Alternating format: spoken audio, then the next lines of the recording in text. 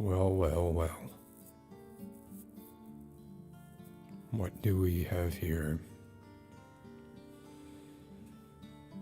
An outlaw and his spear. I run this land, you understand, I make myself clear.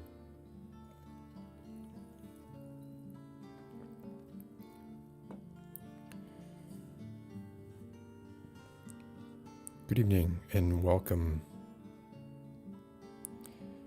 to the color vomit episode of Beyond the Double Red Doors. You may not really be able, maybe you notice it. I think you can really kind of see it if you look in the reflections of this bottle. I have a blue light, a teal light, a green light, a brownish amber light, a daylight balanced, an indoor balanced, and then another blue light here. It's a different blue than the other blue. So it's they say that, and you could probably tell because I'm wearing a white shirt, which I rarely wear a white shirt, but of course I'm wearing this one because, Nietzsche puts the umlaut wherever he wants. But on a white shirt, you can also kind of really see it better. I mean, this is disgusting. I'm looking at it now and I know I'm going to regret. This does not pass muster. This is a carnival funhouse light. This is everything I despise about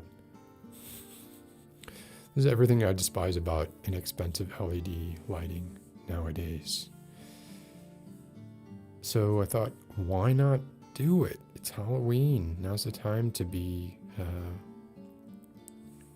gaudy and go a little too far.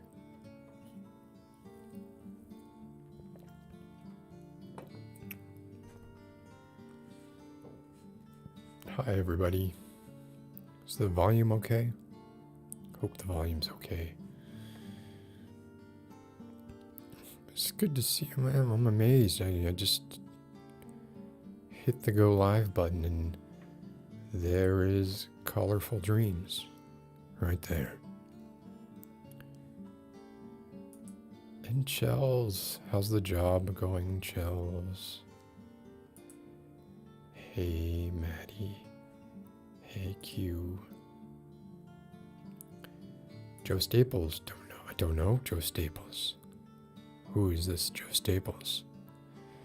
Joe Staples, if this is your first stream, this is not representative of either the content or the visual aesthetic that I will typically try and go for. However, I am trying to go back to having, you'll notice the treble is turned way down on these mics. One, to avoid phasing issues, and two, because they're there mostly for doing stuff too, not really for my voice. But I am trying to go back to having more of an ASMR element. But yeah, Joe Staples. Hey, Xava. I like your new avatar. Looks very cool. Seva. Nick, that was probably a mistake, but I'm glad that you're here. Hi, Olevi. It's good to see you again. Oh, look who it is. It is Oopsie Daisy ASMR. I'm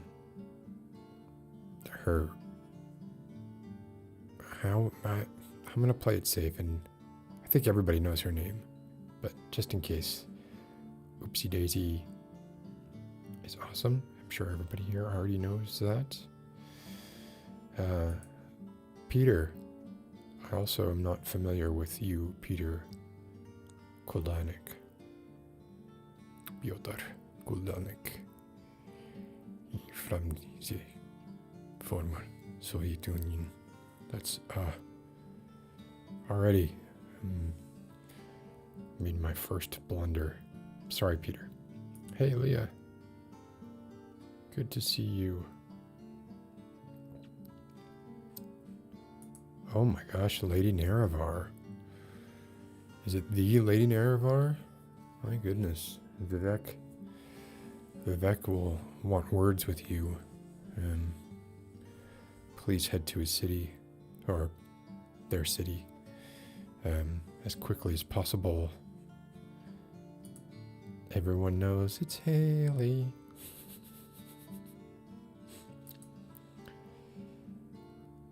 That's awesome. This is the time, right? I mean, this is, I would imagine it's getting crazier and crazier, right? And hi, Michael, how are you doing? So just, I'm okay. Just to kind of quick to get this out of the way, where my ex-wife, the office that my ex-wife works at,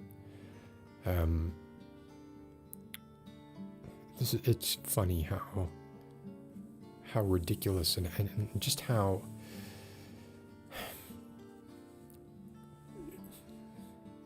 like this is a cliche, right? It sounds like a cliche.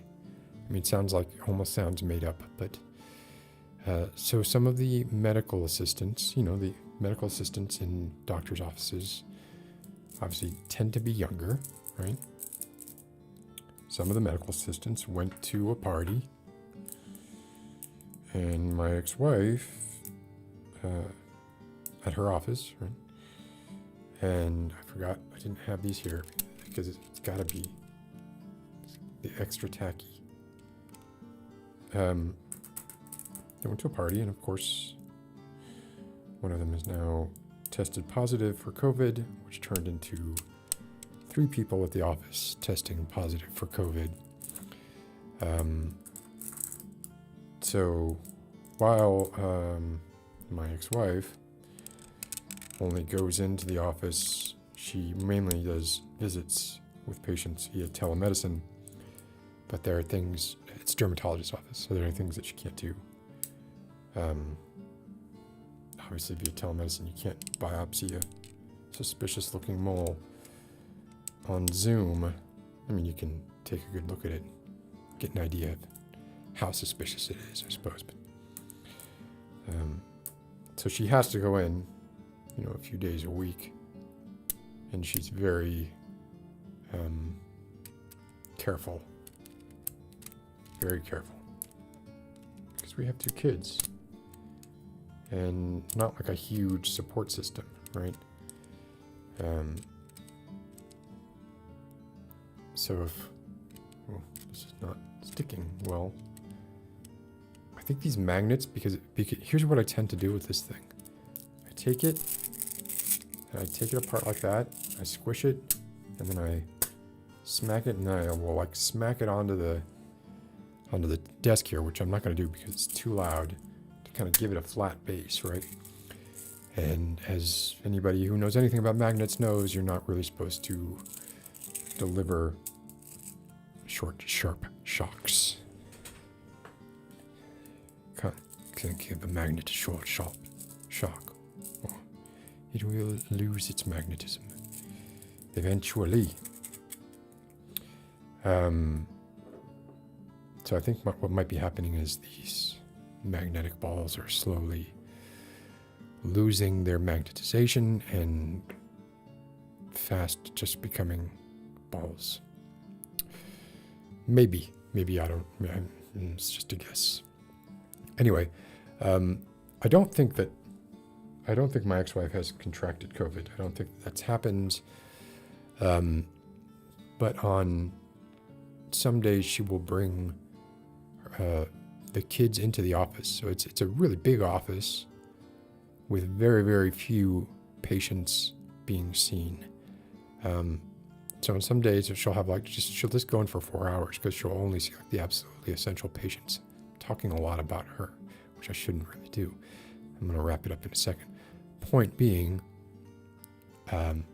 she's uncomfortable bringing the kids there. She works evenings to kind of try and she actually has a really weird work schedule, but so does everybody at this particular time. So bottom line is I may not be able to do the Wednesday live stream. So I wanted to do something if it's not the regular Wednesday one, still have this monstrosity of colors. Hey Ramona, how are you doing?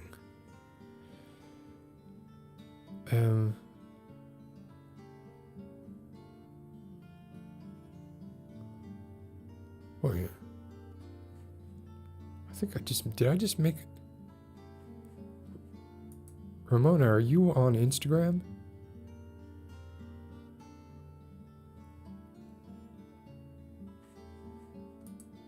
Soft the sill can bite it because we Khajiit have our ways of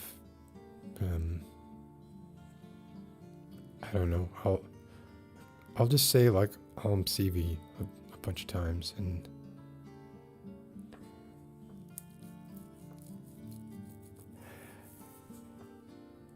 we're all talking. We're talking Elder Scrolls lore.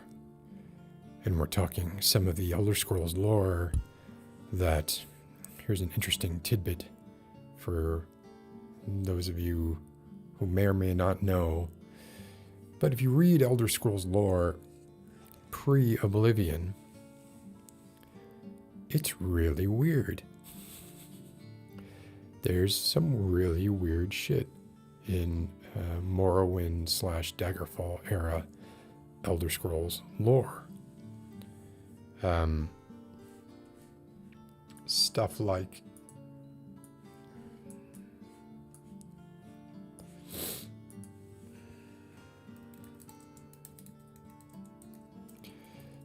the transportation system,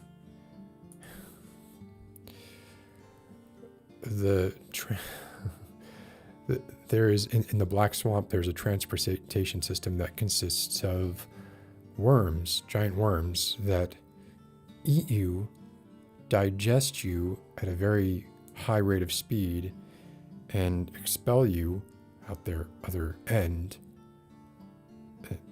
where you want to be, and that's how you get around. Things like that, things like this sort of ambiguity and weirdness surrounding some of the gods. There's a lot of that stuff that basically got sort of normalized and Tolkienized and tokenized at the same time, right around the time of Oblivion. And that was, my opinion, when I went to ZeniMax to work on Elder Scrolls. And I was not the only one with this opinion. There were a few of us. We bristled against that normalization and wanted to go back to the weirdness. And that weirdness was almost entirely the work of a single game designer. At the time there weren't a lot. And in fact, Todd was, I think, actually a game designer on Daggerfall. I think he might have been credited as a game designer. But anyway, his name was Michael Kirkbride. So Michael Kirkbride and Todd Howard had a falling out. Michael Kirkbride left, and the weirdness that he brought to the lore sort of went with him. He went on to Telltale Games, and I think now he's working at, I forget the name of the studio, but it's the one that bought, it's Robert Kirkman's game studio. It's like called Supermassive. I forget the name of the studio. But yeah, so Michael, and I remember we interviewed Michael Kirkbride to come back. And I'm not saying that Todd Howard would not allow it. And that's the reason he did not get rehired, but it's possible that that happened. I know when I interviewed, I just geeked out the whole time and was just asking him questions about, you know, what he meant. I mean, a lot of the stuff that he made up was just like crazy stuff that he'd come up with, but he came up with some pretty cool, crazy stuff, I thought. Anyway, that's a little droplet of Elder Scrolls. Yeah, Dragon Breaks. Dragon Breaks are basically like anything can be retconned. You have Dragon Breaks, then you have the unreliable narrator, so you can read books by whomever. And, you know, well, they said that High Rock looks like this, but why doesn't it look like that? Because in this book it says it looks like this. Well, because that guy didn't know what he was talking about. That person did not know what they were talking about when they wrote the book. But anyway. Oh, the Wabbajack. Yeah. I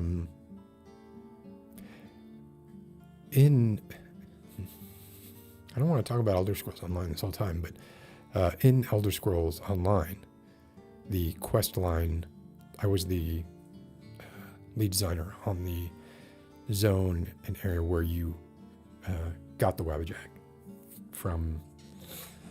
My God, I'm blanking on his name. You know, crazy dude, crazy god, did all the crazy stuff. Craziest god.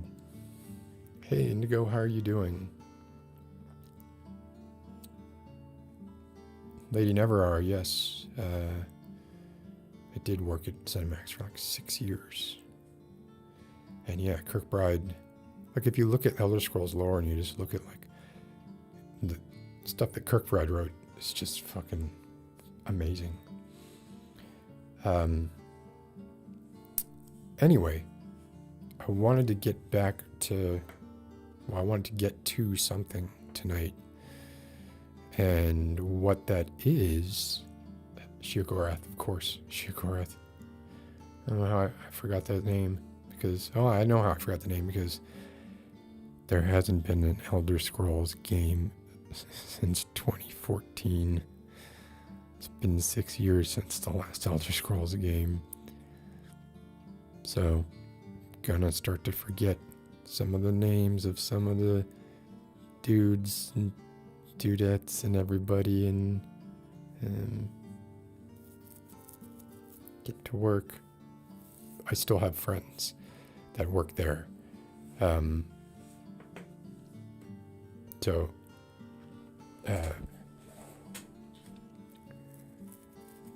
may or may not be working on, I don't know what I can say or cannot say, so I'm just going to shut up now. I'm shutting up about that stuff right now.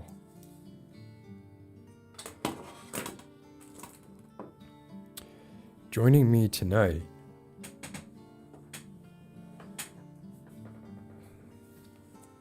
so y'all know this guy. Oh, Ramona, you didn't answer my question though. Are you on Instagram? Do you follow me on Instagram?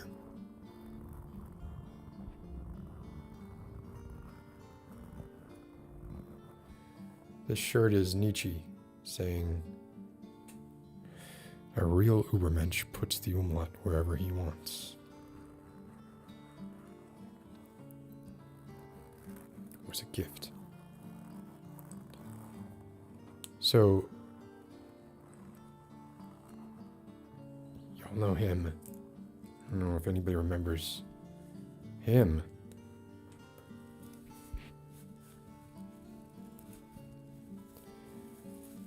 Because guess what day it is in a, what are we saying here? What are we gonna,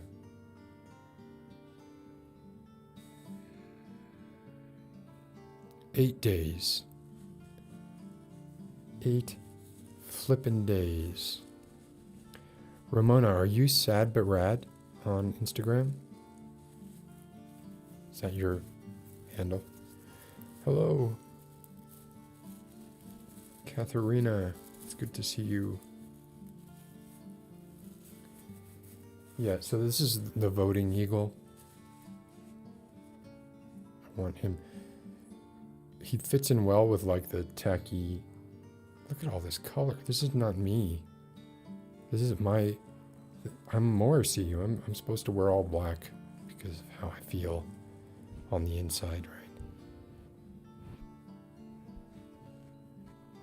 Oh, okay, Ramona.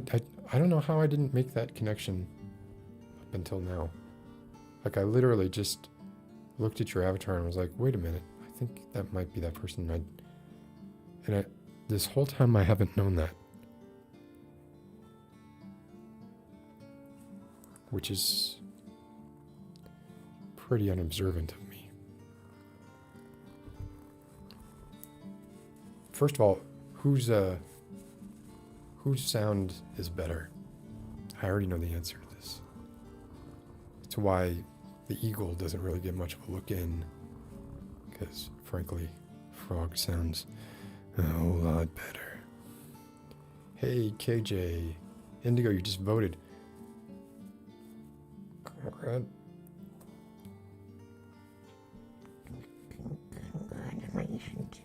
Thank you for voting, Indigo.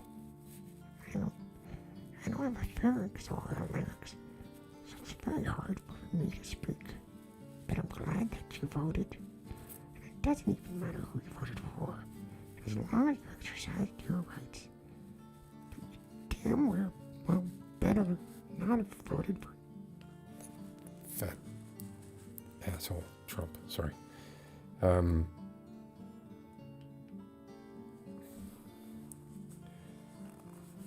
Yeah, no, the frog sounds better though. The frog just sounds better.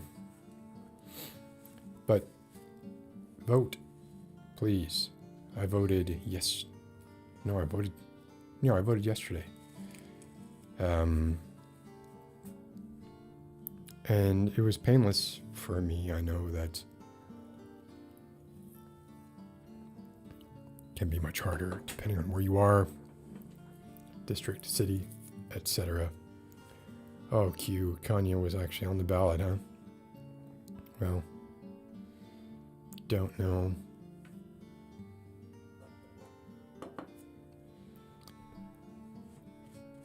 You're not from the US, but your handle or name is Joe Staples, which I gotta say is like one of the most American sounding, and it's not meant as an insult.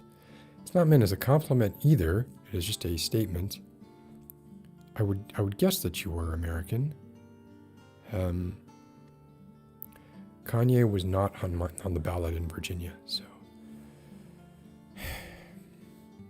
didn't get to vote for my number one. Had to go with the backup. Frankly, a backup I'm not excited about at all. Hello, Interstellar Sea Cow. Hello, Amber Dawn. Space Age ASMR, trying to turn your state another color for once. See, I have the opposite issue here, right? Like, I'm voting, but like, didn't really need to vote.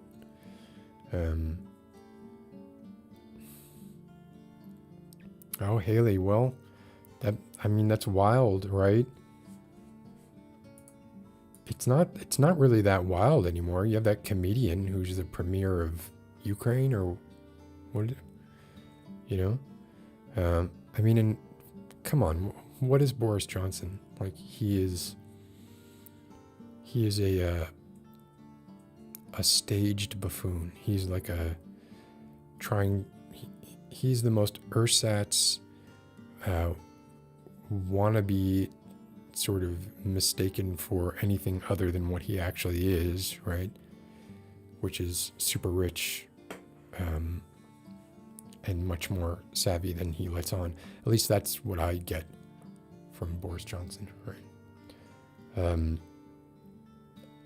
I mean, now it's like, yeah, it's going to be that. That's it. Like the people used to always think prior to 2016, people always thought, well, I can't run for president because when I was 19, I smoked pot, or when I got arrested for this or that, or whatever it is, right? And now it's just like, if that fucking guy can become president, anybody can be president. So, yeah, of course. And, you know, it requires a narcissist to generally. It requires an altruist, which is really like a different kind of narcissist, frankly. Like, I think when you look at it that way. Yeah, Charles, Boris Johnson is a fucking embarrassment, but he's no Trump. Like, I'd take Boris Johnson in a second.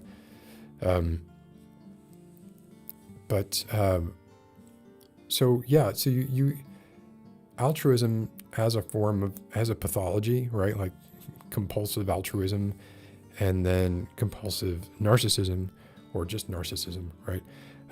Those are the things that are required for politics, and it's nothing new there, nothing new being said there. Celebrities are the perfect fit. This is what they are and what they do and what they want. I just got an alert from the Daily Mail. Oh, look, Amy Coney Barrett was confirmed to the Supreme Court by the Senate. What a shock. Okay, means everybody has to start using condoms now.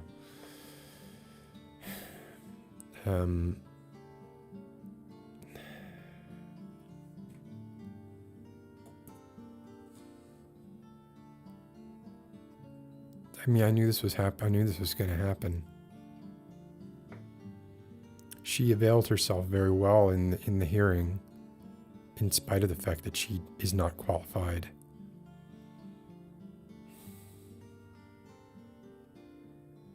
She refused to answer questions about how she would judge, how she would rule. She's, of course, a former prosecutor.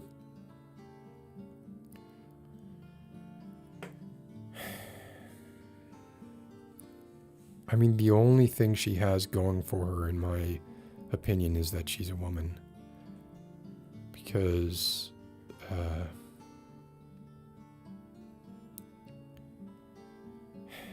but she's a Christian woman, right?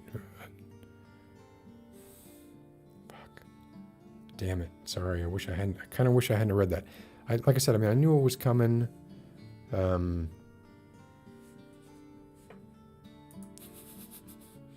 Yeah, but see, he's only lazy looking. Like, that's all a farce. He's not like that. That's not who he is. Oh, and hello, Jessica. It's good to see you. Although, yeah, that is unfortunate news. Yes, see, yeah, right. Yeah, it's a charade. He's an ersatz specimen.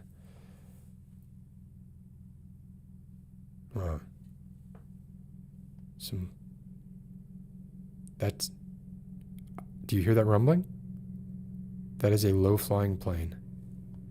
Or helicopter. That's a low-flying helicopter. That you might have just heard Trump fly over my head.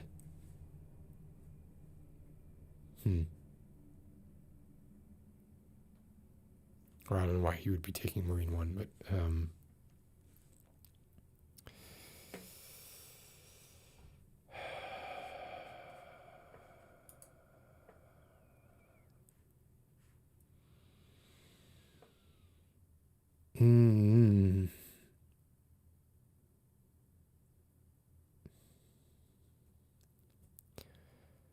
So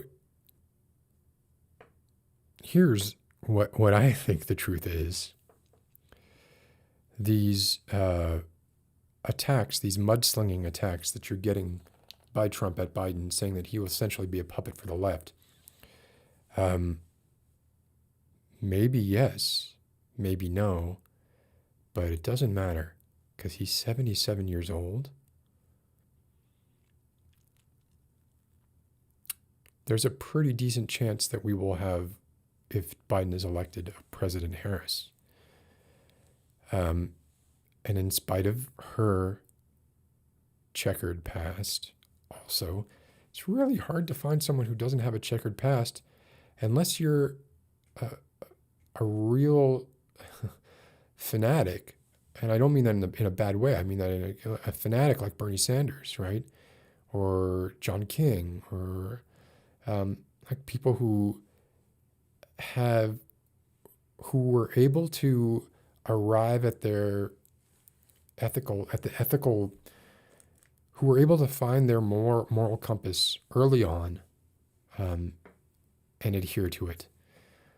And their moral compass steered them right in the view of history. So rare for that to happen. Yeah, we actually talked about this in an earlier episode of Beyond the Double Red Doors, specifically this short story when we were talking about self-sacrifice and altruism. I would recommend anything by Ursula Le Guin. The Lathe of Heaven, of course, right? Like that's like saying, The Shining for Stephen King, or It or something, right? But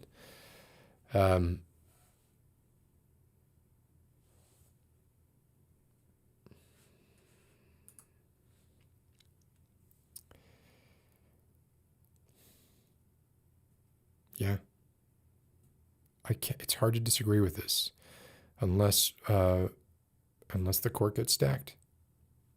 Which, why not? What's the big deal? But anyway, yeah.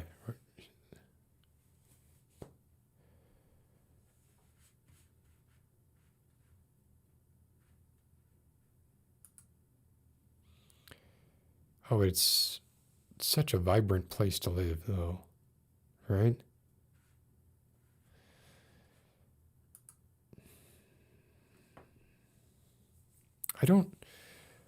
I think this is finally changing. There is, I'm going to say something controversial here, right?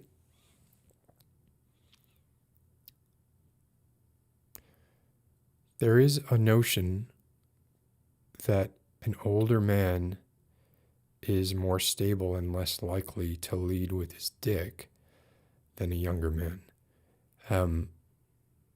Now, that varies from president to president, obviously, or from person to person.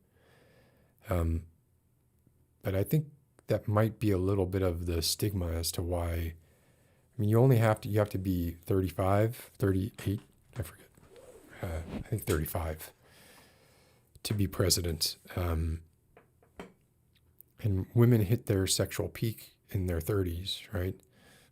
So I don't think we have the same kind of problems there, but this is interesting. Haley, I also suffer from a horrible, crippling fear of flying. There aren't that many beautiful states to see. I kind of feel like,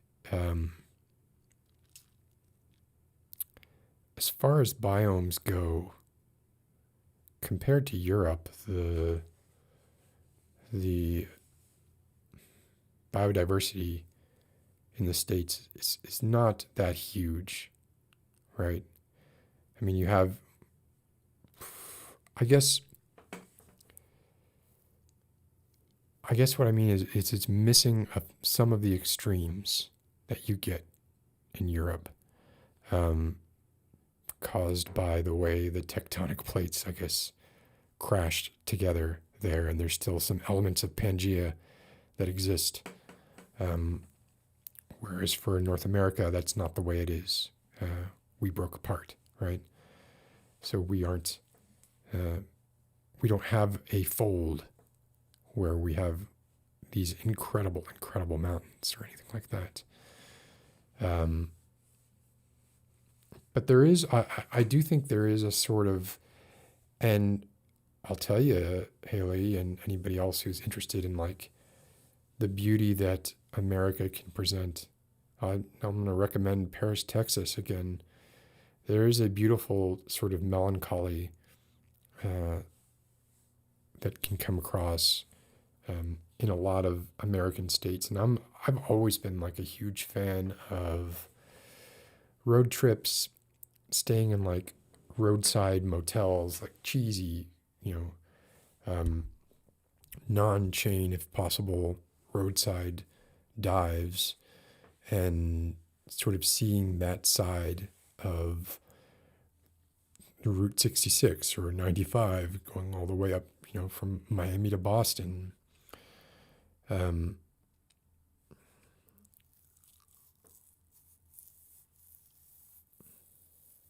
This is a good one here.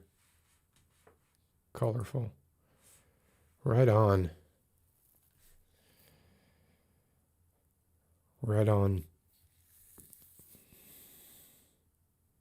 I mean, I feel it. I'm not 50 yet, but I find that I have difficulty with word recall from time to time. And I don't know if it's new or not. I just know that I'm at the age where I maybe suspect that it has to do with the neuronal elasticity. Then, maybe when I was younger, I wouldn't have given that another thought.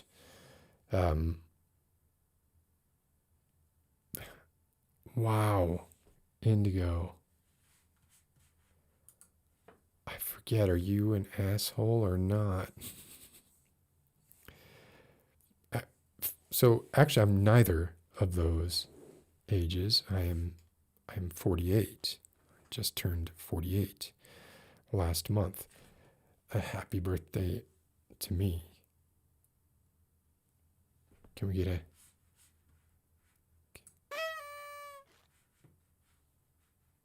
How about a little... Yeah. All right. Okay.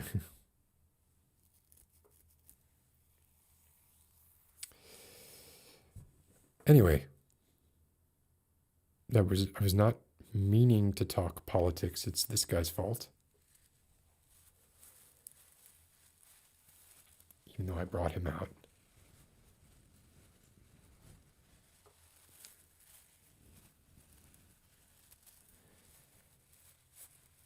I missed him.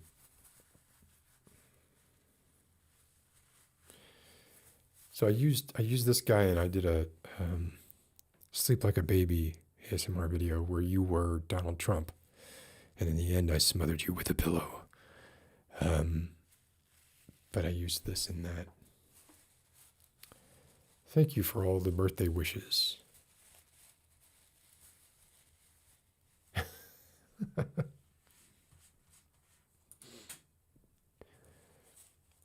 Indigo, you always bring such wonderful energy. I love it.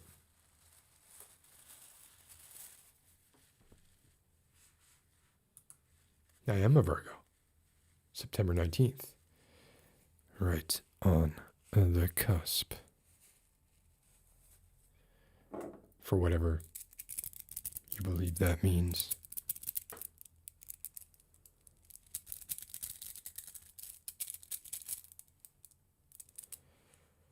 Well, this was a really bad idea for you, Daniel. Distract yourself from your existential dread. That's all I talk about. Unless you want to distract your own internal existential dread with an outside abstract existential dread. I mean, I got nothing else to offer. Just existential dread. Oh, Ramona, you were born the day before I was. You look younger.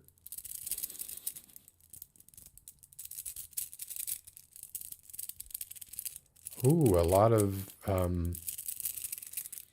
A lot of New Year's Eve conceptions here. Are you kidding me? Indigo, Peter, Lady Nerevar, Exava, Haley's a Pisces.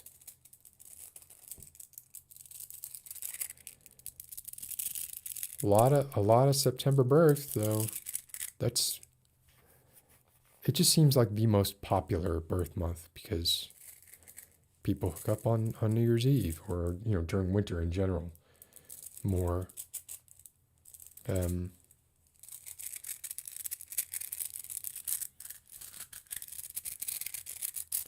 But I understand there's a different kind of existential dread that comes from politics and one that comes from philosophy.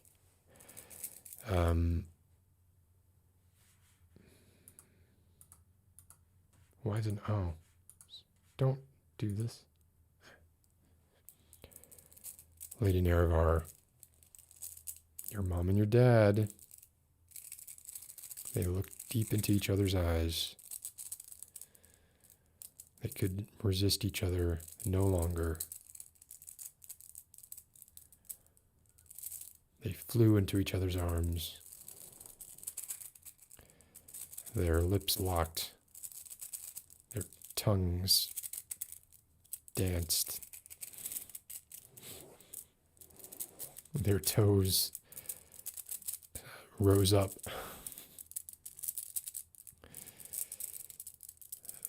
They went toes up. Hi. Oh, well, look at this. Lime time. Don't normally interact, but love these streams. Thank you so much, Lime time. That's super, super nice of you to say. And it does, you know what, that this sort of leads into, okay, good night, Maddie. Thank you for coming by, as usual. Always glad to see you. Oh,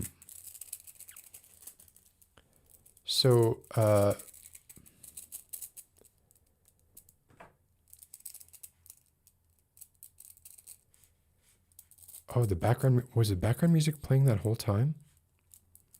My bad. Let's start it back up.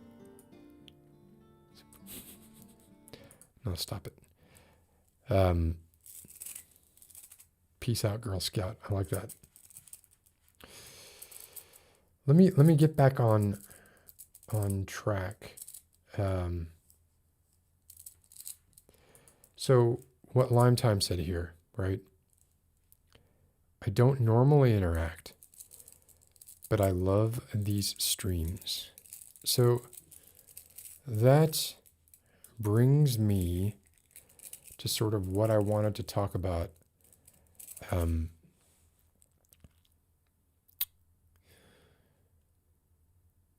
I've been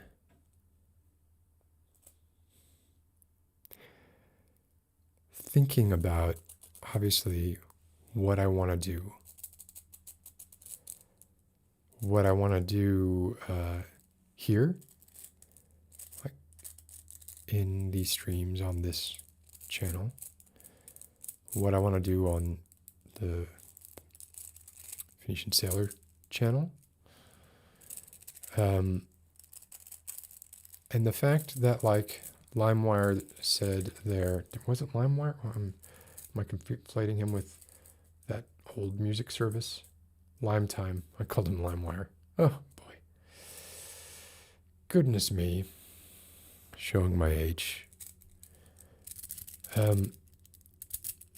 So to that end, one of the things that I've been doing...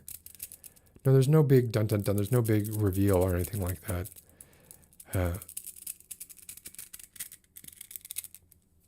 Use my words.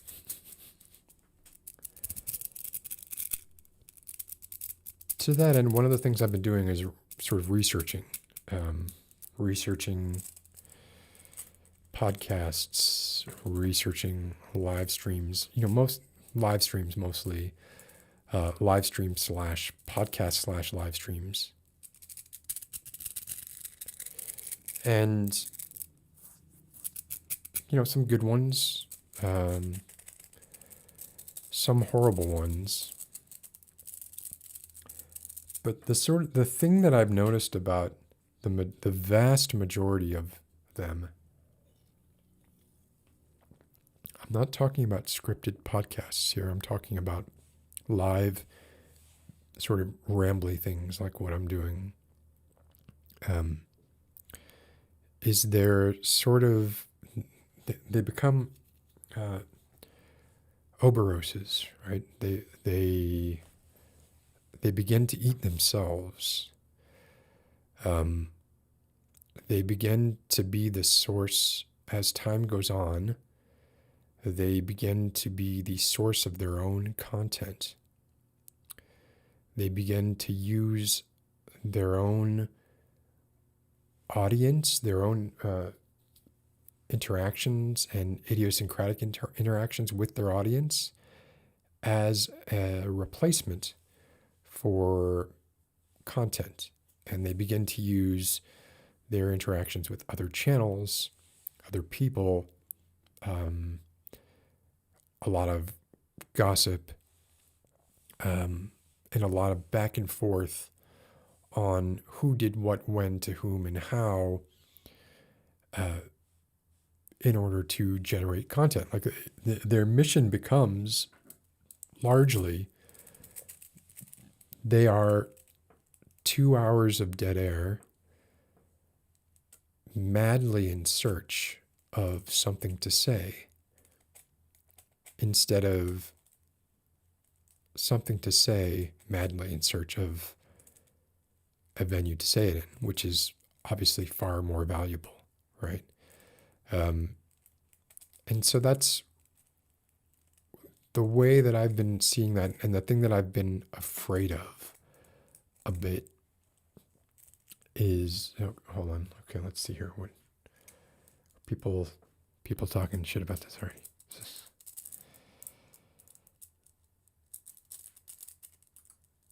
I've got my nootropics.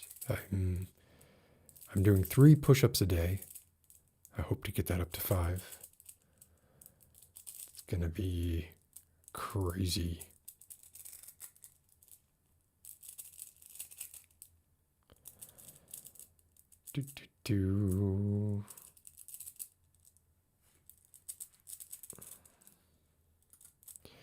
Yeah, Indigo, and I believe I responded to that with, yeah, I already have a phone to do that.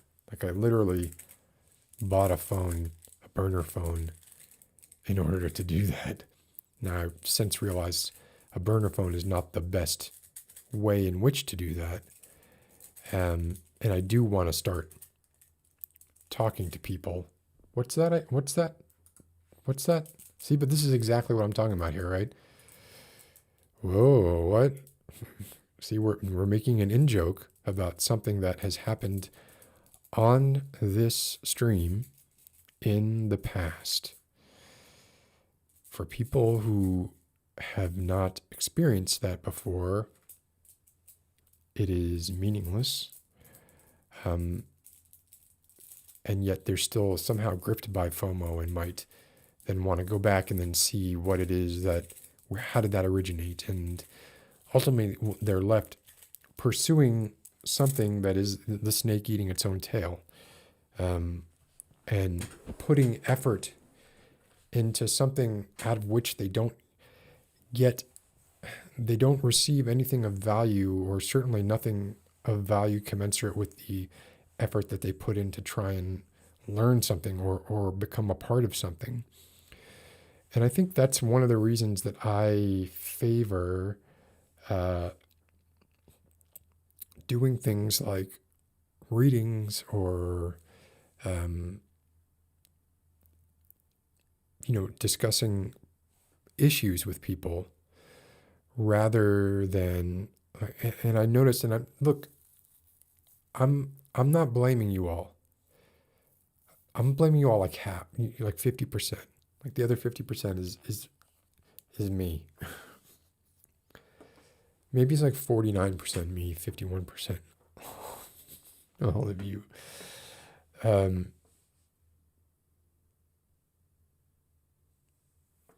Oh, whoops.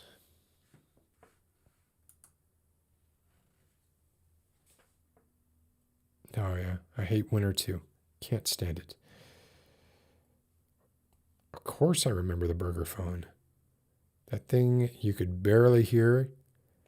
They could barely hear you. It was hollow plastic. It was, I guess what I'm saying is I don't want this to become, to fall victim to that. At least not, like, I'm not saying, let's not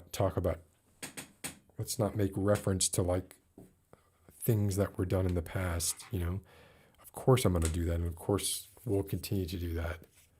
Of course I'll break this out and be like, oh, look,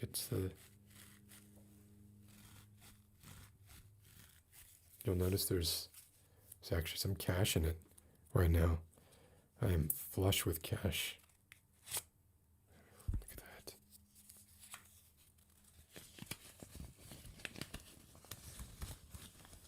I'm only touching this cash because it came in a birthday card for me, and it went through a month of quarantine before I'm allowing myself to touch it, because money is disgusting.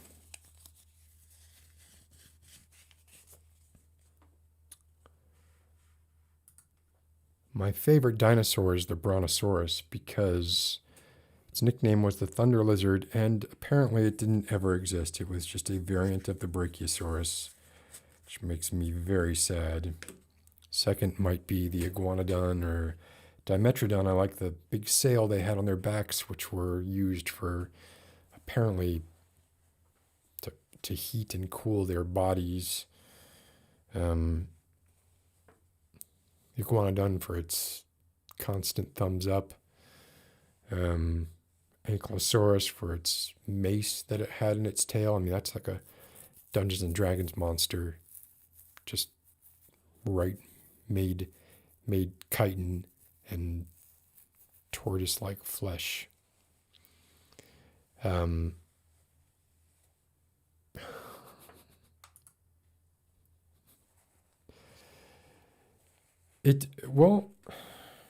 Is this old or new 20s? No, these are the new ones.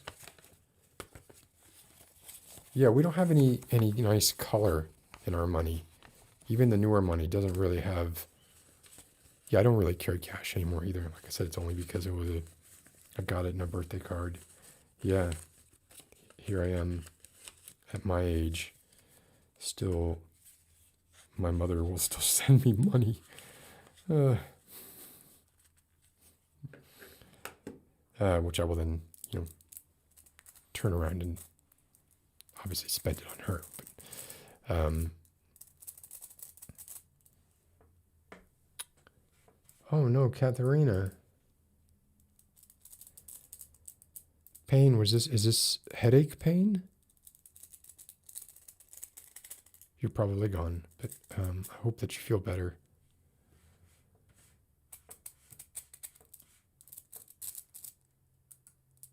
Ooh, Lady Nerevar.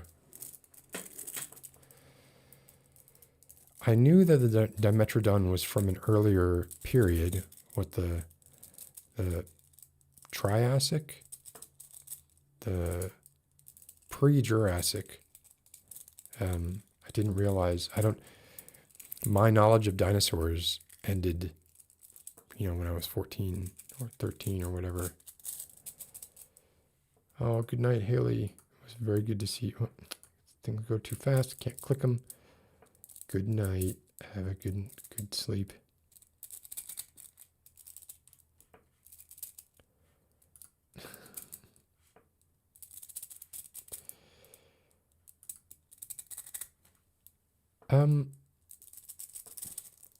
I think there's still there's value in a tangible representation of value. Oh, carrying back pain, that's the worst. I get lower back pain myself. I wouldn't wish it on my worst enemy. I'm sorry. I hope that you feel better. I think that there's some value in as play, cash as play, right?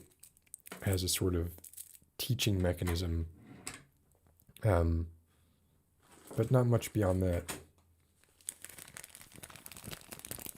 Let's crinkle a little bit.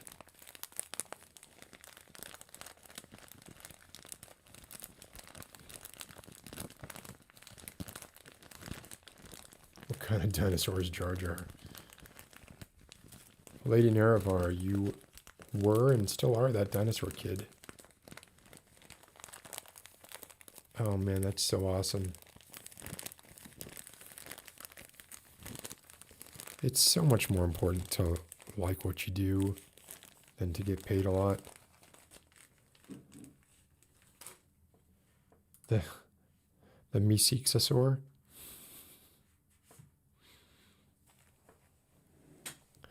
The Megalosaurus. I'm a fan of, like, I don't know why, but like, just like I like in movies, like when there's a villain, but then there turns out to be like another villain who's a villain to that villain, and there's kind of layers of villains.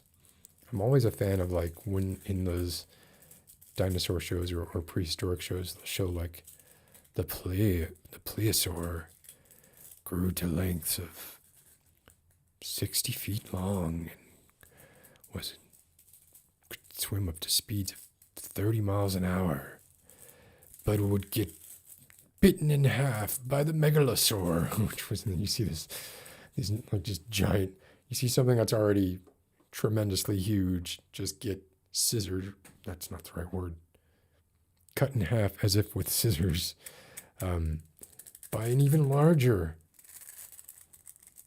monster. Different levels of monsters.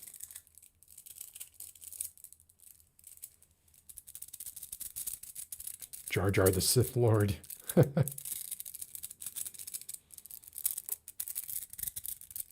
What a great reveal that would have been. Could still happen. Could still happen. Nothing's off the table in the Star Wars universe. There's always a backlash, and then there's a backlash to the backlash. Where was the backlash to the backlash on Jar Jar Binks? Some things are just so bad that there's never going to be the backlash to the backlash. For instance, just like right now, there's almost like this, oh, remember George Bush? Remember George H.W. Bush? Yeah, he did some bad things, but he was pretty cool.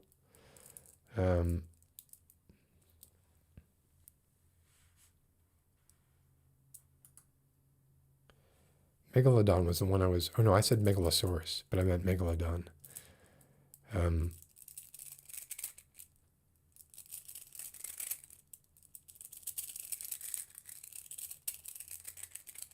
That's the angle, Leah, that's the angle you go for shot.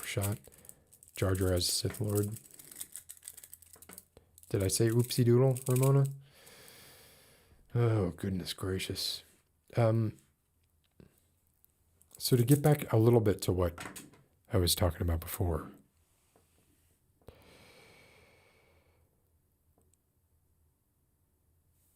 Yeah, well, I mean, Leah, right, like this wasn't his fault, right? Obviously, like Harrison Ford, apocryphally or not, said to George Lucas, you might be able to write this shit, but I sure as hell can't say it.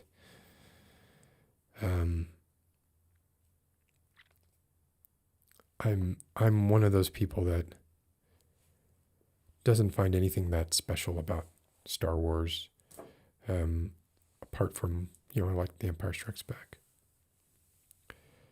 But the first Star Wars, when I say the first, of course, I mean the fourth. Really slow. The third, the sixth, so fucking cheesy, right? Ewoks, so fucking cheesy. I mean, C-3PO, God, what the fuck, man? I don't know. I loved it when I was a kid. Standing ovation when I was a child going to the theater. And everybody did. And I think that was for the first Star Wars. No, did I see the first Star Wars in the theater? I think I might have. I would have been probably what was it, 77? I don't know. I definitely saw Empire in the theater, and I'm pretty sure standing ovation was lovely. I love Spaceballs too, because it has Rick Moranis. And it's so sad what happened to Rick Moranis. He leaves acting, leaves the city, leaves, his wife dies of cancer, just, made some of the funniest stuff on TV. His SCTV skits, his Bob McKenzie, Great White North stuff, his the stuff that his Jerry Todd, one of my favorites, is doing the sort of lounge versions of kind of proto-punk or proto-punk pop MTV songs. Turning Japanese, I really think so. Turning Japanese, I really think so. Turning Japanese. That was Turning Japanese. Sorry, I'm sure nobody got that. Fuck it, you're all going to get it now. No, I'm not going to do it. Forget it. Yeah, and then he comes back. He does this thing with cute guy, Ryan Gosling. No, the other one. Ryan, one of the Ryans, the Reynolds, the alliterative Ryan. Yeah, I'm sure they didn't think it was him. No, it was him. It didn't look like it was staged or planned in any way, but how must that feel for him, right? Anyway, I would just think he would just be like, this is why, right? Turn right back around and just be like, yeah, this is it. This is why I didn't want to. And I mean, obviously New York is not LA. But anyway. Wait, but he doesn't live in New York, does he? I thought he moved, for some reason, I thought he moved out. He moved to suburbia, or even, I didn't know that. I didn't realize that he lived in the city. Anyway, so what I don't want to do is, I guess what I'm saying is I want to push things forward and continue to come up with ideas that we explore that are not, say, I don't ever want to be doing something like, hey, did you see what happened on this podcast last week? Hey, did you see what happened look at this TikTok video? I do show videos sometimes, right? But they will generally be either things from my own personal life or experience or movies or something like that. I don't want to contribute in any way, and I'm it's ridiculous for me to even talk like this, but I don't want to, because, this is just a little chat with some friends is how I'm viewing it. But I'd like it to be, how do I say this without sounding like a total douchebag? I'd like it to have some merit, I guess. And that's hard. It's easy to do that once. It's easy to do that half a dozen times. It's more difficult to do that. The longer you go, the more you're like, well, what am I? Either I'm going to start repeating myself, or I'm going to have to start lowering the bar for, what I talk about. Or I'm going to have to start incorporating more of this kind of stuff. But that doesn't really work, does it? Unless I'm like, this live stream is specifically for ASMR. It's not like people are going to be listening to this and then be like, oh, good, I can also go to sleep because he just brushed a microphone, right? Doesn't do it. Doesn't do it. Listen to that difference. Super, super bassy. These microphones are so, look at that. Look at that. It's this super narrow cone where these have such amazing off-axis rejection. Almost too good. It's why I got these microphones. These are the ones I use for most of my ASMR videos. But man, you gotta be really, really precise where you point them. Because if you get even just like a little bit off center, then what happens is it totally loses it. You gotta be right in front of it. Like, let's see. Like you're not gonna, because this is a cardioid mic. It's actually got multi-patterns, but I have it now in cardioid mode. It has a nice wide, it pretty much gets you if you're here, or if you're here, or if you're here. This mic does not have that kind of forgiveness at all. It totally just, and what's happening is you're actually hearing me more through this mic when I go off axis than you are through that mic. You can tell a little better with this one when I'm coming in and off of it. Just super narrow pattern.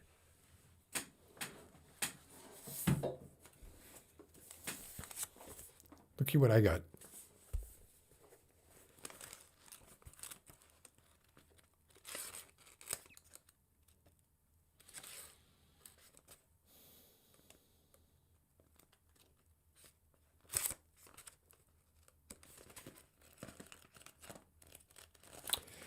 Oh, you know what? I wanted to read. Hold on. I'm going to grab something. I will be right back. Why didn't I get this? Did I not bring it in here? I think I was too obsessed with like getting all the lights to be different colors. Which, just in case I haven't mentioned it already, got like 8 different color lights in here. Is this going in the wrong ear for you? It is the right ear for me. This is right. It's showing up as right to me in all of my ins and outs. So I think Lime Time, you may have your stuff might be inverted. I'll be right back.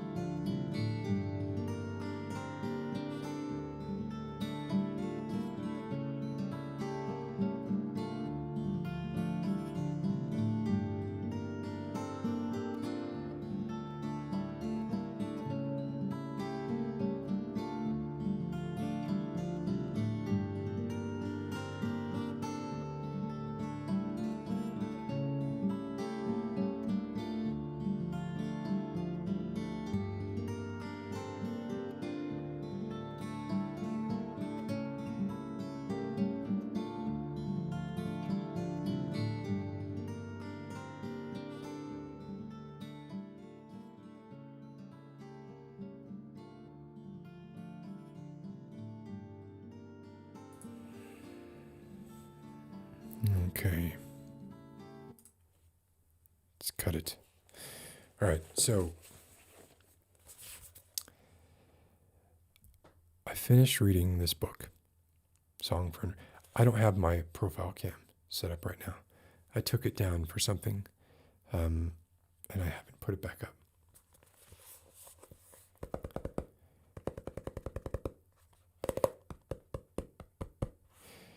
So I finished reading this book. Here's my review of it.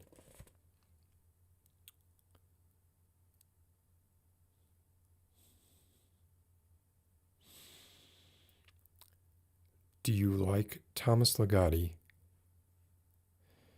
but find that you sometimes have trouble following him? Is Thomas Ligotti a little too crazy for you? Why not try Brian Evenson? A slightly less insane Thomas Ligotti.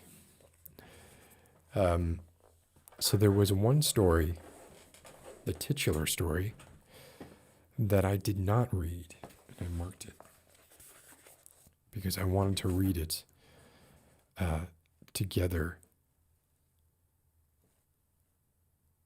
just us, reading this story called The Song for the Unravelling of the World, together, and not only together, but also, here's what I'm going to kill the side mic so that there's no leakage real quick, and I'm going to, oh, there is, I already have what?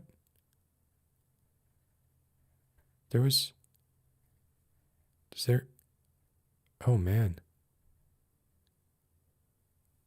Are you guys hearing reverb? I'm not hearing any reverb on this.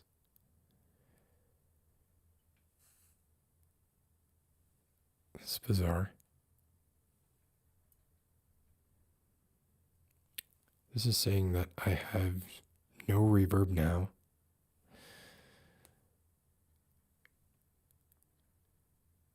Oh, of course. Gosh.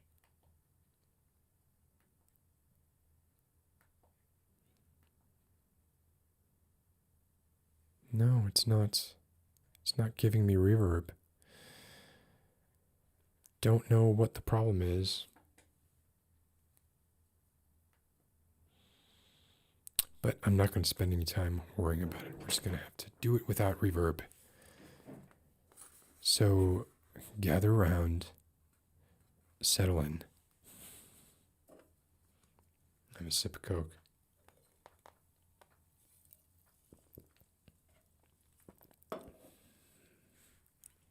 The story is fairly short.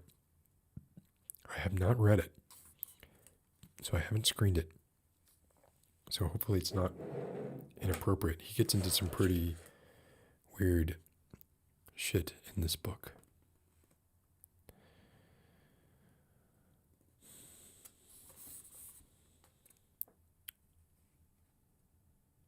This is the story, Song for the Unravelling of the World, from the book, Song for the Unravelling of the World, by Brian Evenson.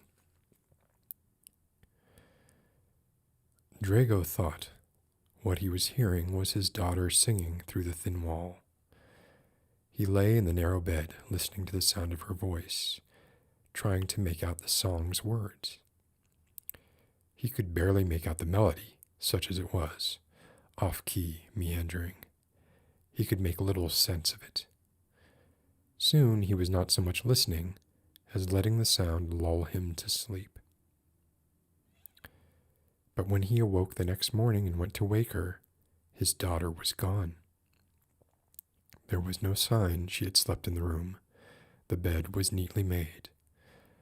The blanket she had kept with her ever since her arrival was folded in the center of the bed in a neat square.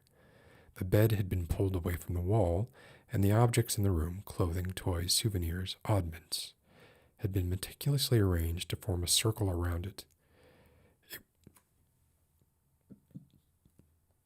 Excuse me, I'm drinking Coke. It was nearly a perfect circle. How had a 5-year-old child managed that? "Danny," he called out. but there was no answer.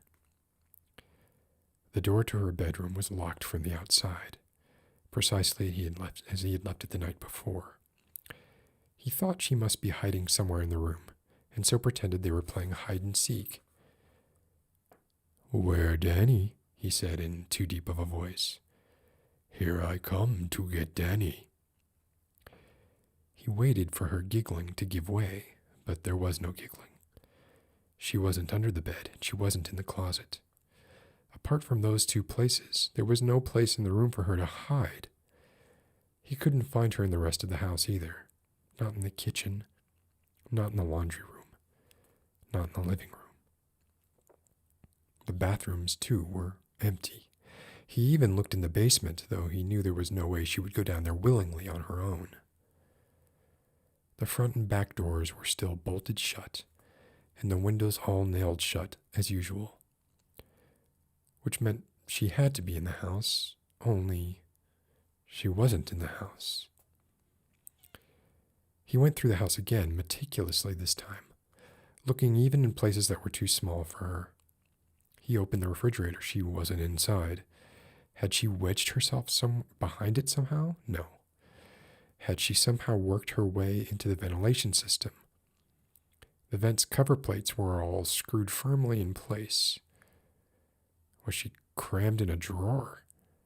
But even on the third pass, when heart beating hard in his throat, he was looking less for her than for bits and pieces of her, some remnant of her, something to prove she had once existed, peering in jars, looking in the dank space behind the water heater, shining a flashlight down the garbage disposal. She still wasn't there. He sat down on the couch, stared at the dead screen of the television. He wasn't sure what to do. She wasn't there. Yet there was no way she could not be there. He kept expecting her to pop out at any moment. Kept expecting himself to think of one more place he hadn't thought to look, a neglected closet, some sort of semi-secret room, and find her there curled in a tight ball, waiting for him. Dully, he reached out and switched the television on. The channel was nothing but static. He reached to adjust the coat hanger antenna on the top of the console, and then stopped. Maybe she was there, in the static, he thought absurdly. That was somewhere he hadn't checked. Maybe if he stared long enough, he would glimpse her there. His eyes hurt. He wasn't sure how much time had passed. An hour, maybe 2. It took an effort for him to reach out again and switch the set off. Even after it was off, he stared for a long time at the small dot of light in the center of the curved gray-green screen, and then at the dead screen itself. He had looked all through the house. She wasn't there. He could look again, or accept that somehow, unlikely as it seemed, she had managed to make her way out. As soon as this thought crossed his mind, he couldn't understand what had been wrong with him. He shouldn't still be sitting here. He should have gone out to look for her hours ago. Next to his home was a single-story house of gray brick, rusted white metal awnings above the windows. The door he knocked on was peeling and left flakes of faded yellow paint on his knuckles. He rubbed the back of his hand against his shirt and waited. He had to knock twice more before he heard footsteps and a clanking noise. A moment passed, and someone opened the door. A bone-thin woman, probably mid-60s, an oxygen cannula running into her nostrils. She kept the chain on the door and peered out through the gap. "I'm looking for my daughter," Drago said. The woman just shook her head. He heard the chirp of oxygen being propulsed through the cannula. "Mister," she said, "you come to the wrong house. I don't got anybody's daughter here." He blocked the door with his foot before she could close it. "Let me explain," he said. The woman tried a few times to close the door through his foot, then gave up. Lips tight, she waited. He explained that his daughter had gone missing. He described her, blonde hair, 5 years old, a curved scar on her left temple. How'd you get the scar? The woman asked. He shook his head impatiently. That doesn't matter, he said. Have you seen her? Who are you again? The woman asked. He told her his name, or rather, not his actual name, the one he'd been living under. Tom Smith. I live next door. You must have seen us move in a few months back. That's a weird name for some man with your accent, she said. I was adopted, he lied. Tom Smith, he insisted. All the time. Chirp, chirp, chirp. The woman shook her head. I've seen you through the windows. A man moving around there next door could be you, but I ain't never seen no little girl. I'm always with her, Drago said. If you saw me, you saw her too. Don't you have a job? She asked. That's not important, he said. I mean, what do you do with her when you're not at work? When you're at work? Said Drago. Please, have you seen her or not? He was almost shouting it. Well, I missed that. I ain't never seen no little girl like the one you described, she said. Not through the windows of that house over there next door, nor anywhere else near. Okay, said Drago. He took a deep breath. If you do see her, will you let me know? Mister, the woman said, you get a 5-year-old missing in a neighborhood, even half so bad as this one, you don't go door to door letting on. What you got to do is call the police. Thanking her, he quickly left. Of course, in principle, Drago agreed with her. What any normal person would do in a situation like this was call the police. But he couldn't call the police, it just wasn't possible. The neighbors on the other side weren't home. The house directly across the street was deserted. The windows boarded over, the facade tagged with red spray paint. The front door was firmly shut and locked. He circled around the house, blowing on his hands to keep them warm, pulling at the boards to make sure they were all firmly in place. Even though they were, it didn't mean anything.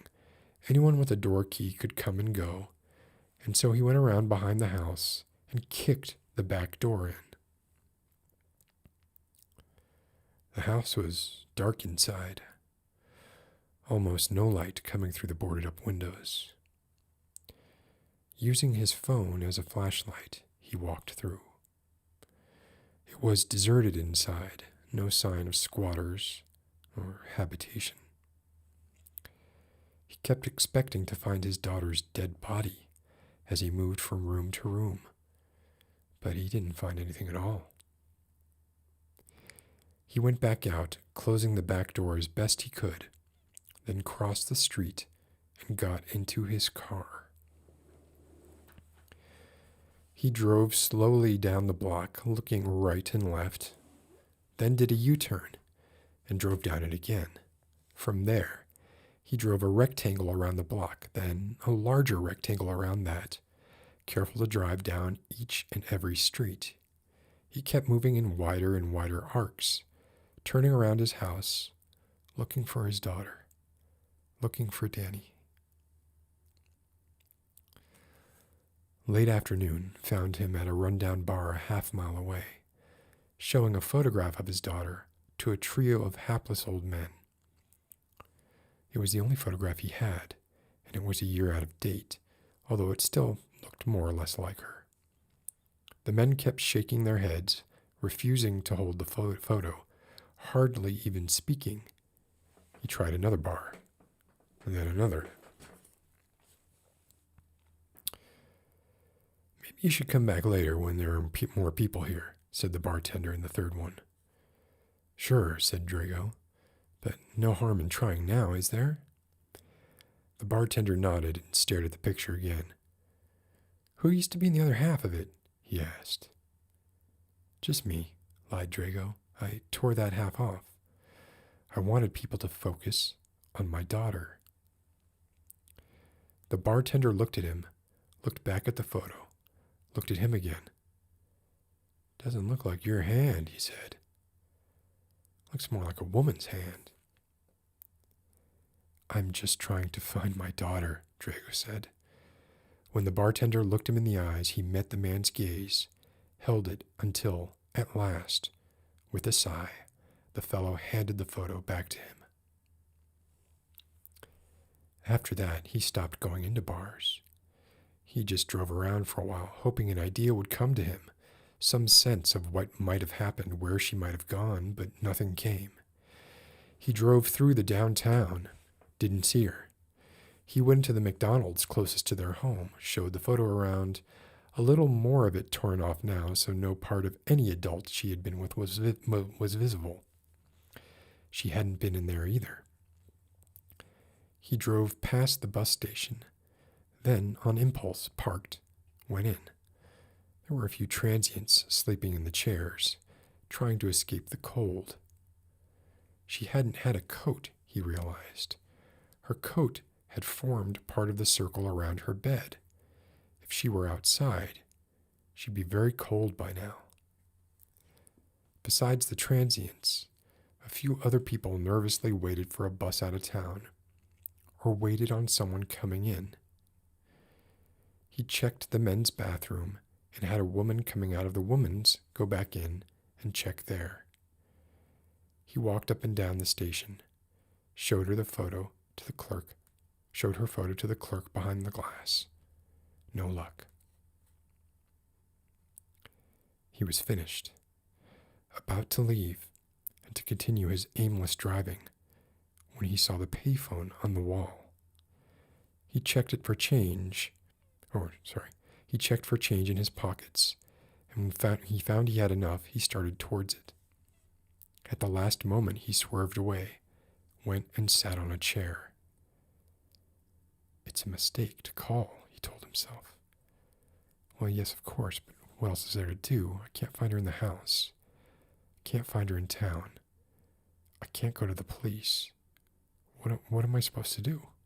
Just wait until she shows up again?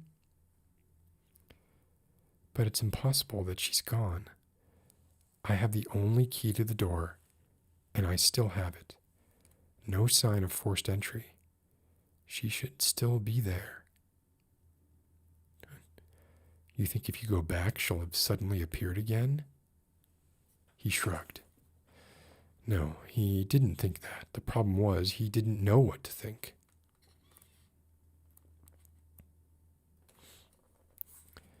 In the end, having no other options, he called. The phone rang 3 times, and when she did not answer, he hung up before the answering machine could pick up. The payphone spit out his quarters. He slotted them back in and dialed again. This time, she answered before the first ring had finished sounding. Hello, she said, breathless, her voice high. He didn't say anything for a long moment. He simply listened. Hello, she said again, and now he heard the suspicion beginning to cloud her voice. It's me, he offered, Drago. For a long moment there was silence. He thought she might have hung up. You've got some fucking nerve, she said. Look, he said. Give her back, she said. Bring her home right now. You don't have her? He asked. What? She said, startled. Danny, he said. You didn't take her? She started to say something, then stopped. She started again, then released a high, keening wail. What kind of sick game are you playing with me now? What have you done with my daughter? I haven't done anything with her, he said. She didn't say anything. He stayed listening for a long time. Margaret, he finally said, I'm not toying with you. I can't find her. I can't find Danny. Do you have any idea where she could be? You bastard, she hissed. I've recorded this and had the call traced. If anything's happened, quickly he hung up. So she didn't have Danny. At least there was that. As for the call, let her trace it. It wouldn't tell her much, only the city where he lived. And how was she even to know he had called from the city he actually lived in? No, he was still safe. But what about Danny? Was Danny safe? It had not been his fault, he told himself. Sometimes things just happen and you can't do anything about them. Just as with the scar on Danny's temple, that had not been, when you considered it logically, his fault. It had simply been bad luck. He could see that, even if his ex-wife never would. If she had been able to listen to his point of view, really listen, take a clearer view of things, they would have never split up. If they'd never split up, she would never have gotten the judge to agree him only having monitored visitation. He would not have had to make the choice that he had made one day during one of those visitations. The state-appointed monitor was texting on her phone while he tried to have a meaningful connection with his daughter in the eating room of the Children's Museum. Excuse me.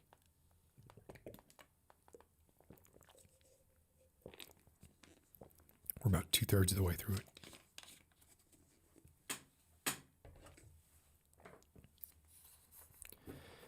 It wasn't even a cafe since no food was for sale. Simply a room where you could eat your own food if you happened to have remembered to bring food, which he fucking hadn't. How was he supposed to know there was no cafe? Danny was hungry and crying, and the state-appointed monitor was apologizing, but saying she couldn't allow them to go somewhere else to get food because the agreement meant that Danny had to stay there. Of course, Draco could go get food, and probably should, the monitor said, but Danny would have to remain with her. And, she emphasized, it would come out of his visitation time. If his wife had listened to his point of view, he would never have, after taking Danny to what she called the potty, instead of returning to the court-appointed monitor, walked right past her holding Danny in his arms as she, the monitor, continued to text. Even then, his only plan had been to take Danny across the street for a bite to eat. Easier to get forgiveness than ask permission and all that. But before he knew it, he had Danny in the back seat. He didn't have a car seat, true enough, his bad, so he made a cushion for her with his jacket, and that was enough, and was driving, stopping only long enough to take all the money out of his bank account before leaving town with his daughter forever. But if you kept in mind all the steps, thought very carefully about what led to what, it was hard not to conclude, as Draco had concluded, that it was not his fault the way everything had all happened, but the fault of his ex-wife. He hadn't thought about all that in a while. The last 6 months had been about not thinking about her. They had been about establishing a meaningful relationship with his daughter. At first, Danny had been resistant, kept asking for her mother. But once he told her that her mother was dead, and that all she had left in the world was him, she started to get over it. They had lived in the car for a few days, a week maybe. Then he'd found a house to rent in the rougher part of the city, somewhere they could live until their money ran out. First thing he'd done was put in deadbolts. He kept both keys around his neck, not to keep Danny a prisoner so much as just to keep her safe. Then he nailed the windows shut, driving the nails in at an angle that they couldn't be picked out easily. It had only taken one punitive trip down to the basement to understand and accept that she wasn't allowed to leave the house. He was proud she was such a quick learner. She was more like him than her mother in that way. After a year, he figured, everything would be okay. After a year, Danny would love and trust him, and he could take a job and enroll her in school. Maybe they could even reach a point where he could start calling himself Drago Barozan again, and not Tom fucking Smith. And maybe by that time, Danny's mother would have accepted how much a role she had had in everything, and all the things that had gone wrong, and then they could have a serious talk, and both of them could work out a new custody arrangement that would give them equal parenting time with their little girl. not the way to get that. They could have gotten there if Danny hadn't vanished. With Danny gone, though, he couldn't see a way back to that other life. He was exhausted when he finally got home. It was quite late, almost midnight. He searched the house once again. She still wasn't there. When he looked out the window of his room, he could see the emaciated woman from the next door in her own window, watching him. He closed the blinds. What had that woman said? She had seen someone who might have been him, but had never seen his daughter. That was strange. It was almost as if she didn't believe he ever had his daughter there with him. He opened a can of soup, heated it, and drank it down. It made him feel warm and comfortable, but that in turn made him feel guilty.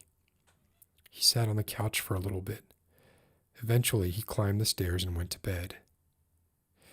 He was lying there, half awake, almost drifting off, when he heard it again. The off-key, stifled singing coming through the wall.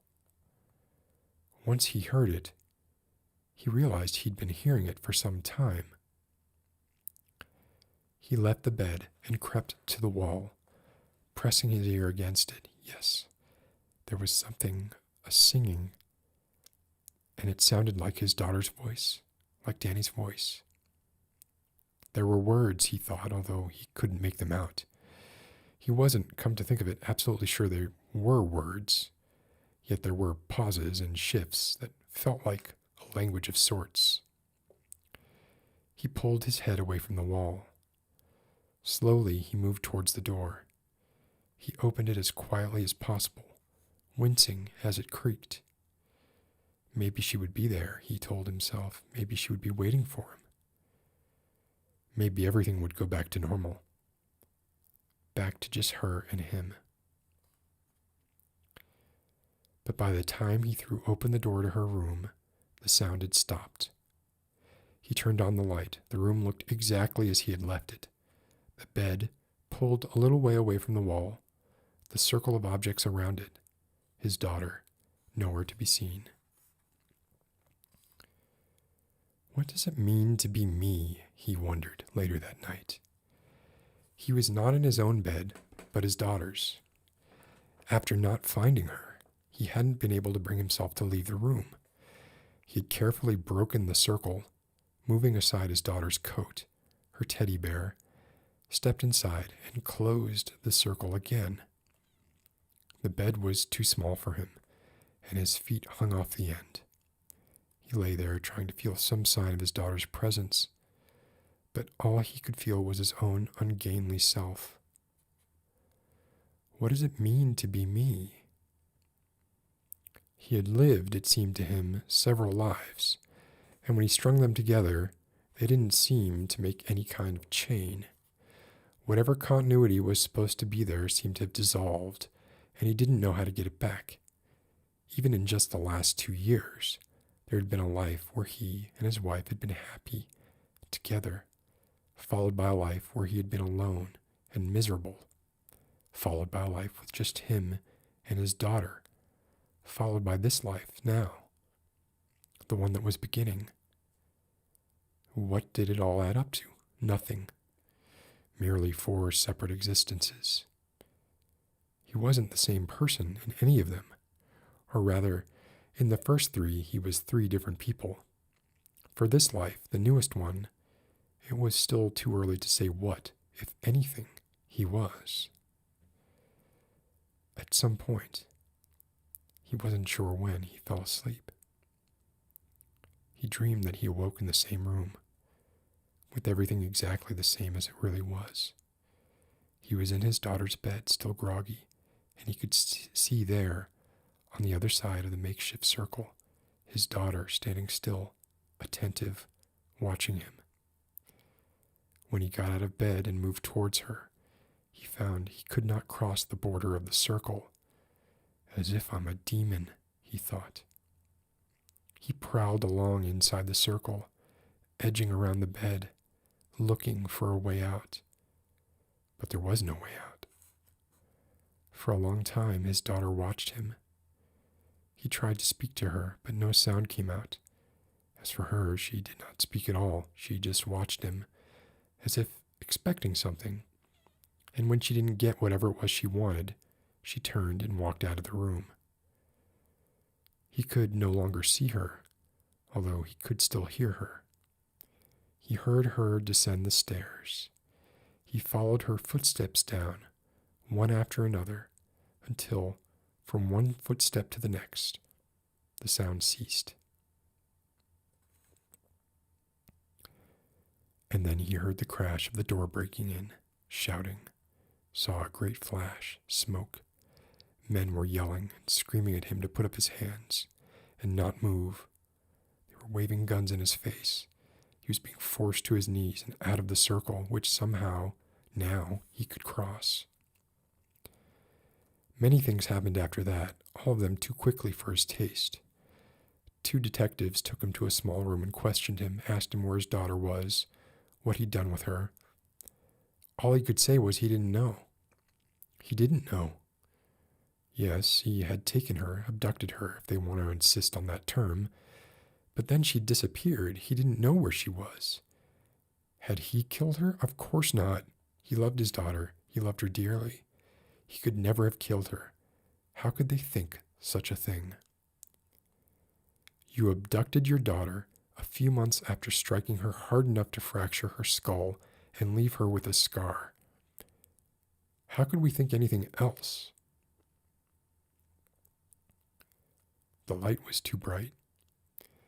He couldn't see who had said this exactly, one of the detectives, no doubt, although the voice didn't sound like either of their voices. He tried to explain that even though, yes, he'd lost her, she had suddenly reappeared again, only moments before they had arrived. That he had woken up and seen her, and then she left the room, and then they rushed in. How was it possible they hadn't seen her on their way in? A trial of sorts, a conviction. He muddled through from one day to the next. His ex-wife came to see him in jail and sat on one side of the plexiglass wall, and they spoke to one another through telephone receivers. "Where is she?" was the first thing his ex-wife said. "I don't know," he said. "You have to believe me." "Please," his ex-wife said. "Please, for my sake, even if you killed her, Drago, tell me. I need to know." But he simply shook his head helplessly. Soon she was telling him she was glad he was in jail, that he was a horrible person. His arrest, she taunted, had been his own doing. Didn't he know they no longer needed time to trace a phone call? That as soon as he'd called from that payphone, they'd known where he was. And was he an idiot, not knowing that the bus station had cameras? They had his license plate right away, even knew what direction he'd left in. Even then, it would have taken a few days for them to comb the streets before they spotted his car. But a neighbor of his had called, an elderly woman, and reported that her neighbor was acting strange, claiming he had lost his daughter, when there'd never been a daughter, as far as she could tell, in the first place. 2 officers went to investigate, and there was his car. 15 minutes later, a SWAT team was there. How could he have been so careless? "Because I was looking for my daughter," he said evenly. "That was all I cared about." "Just tell me," she said, her voice rising. "Tell me what you did with her." And soon she was screaming and clawing at the plexiglass, and they were dragging her away.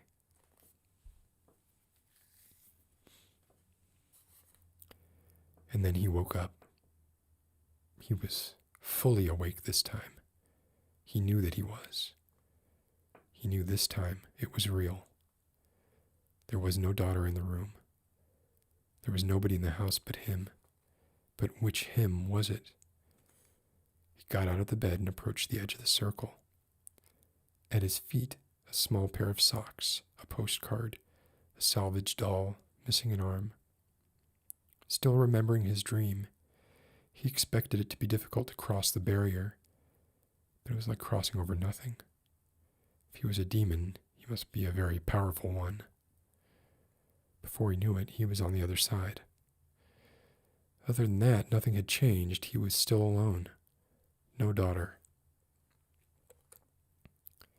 He went back to his own room. It was morning, early still. He put on the t-shirt and jeans he'd been wearing the day before, then sat on the edge of his bed and laced up his shoes. He wasn't sure what to do with himself or where to look next.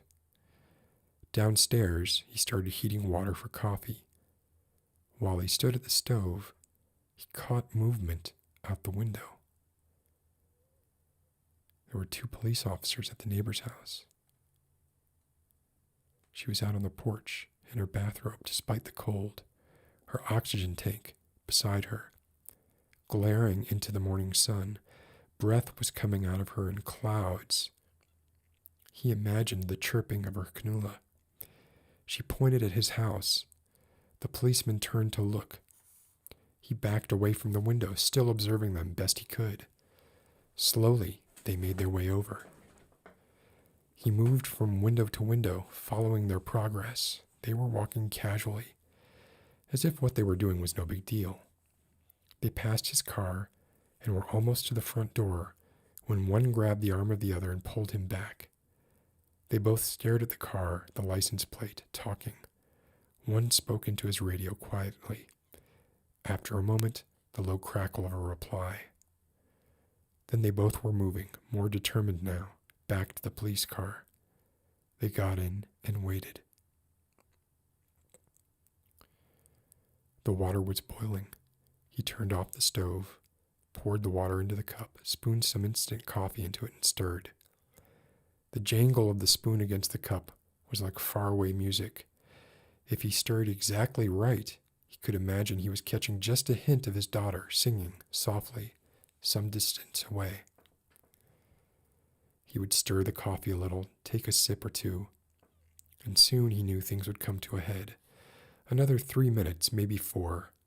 He would still have time to decide if, when they broke down the door, he would do as they instructed and raise his hands in the air and get down on the ground, or if he would ignore his dream and do exactly the opposite, reach as if for a weapon and let them kill him. Did he even want to live in a world like this, one that was always threatening to come unraveled around him? Either way, he knew he would never see his daughter again. He would never know what had become of her, or what, if anything, he'd had to do with it. He took a sip of coffee. If he looked at it right, he tried to tell himself then, even if he had killed his daughter, it was hard to see that it was his fault. After all, how could it be his fault if he couldn't even remember? Was he, now, even the same person? Probably even a lie detector would declare him innocent. He took another sip of his coffee and moved closer to the front door. He was ready. He thrust one hand deep into his pocket. Sing them in, Danny, he thought. Darling daughter, let them come.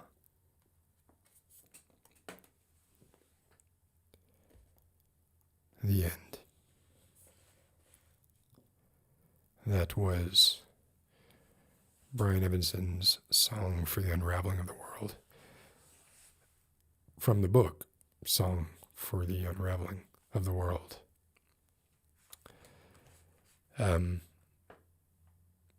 Anyway, so like I said, I hadn't read that. I gotta drink something first.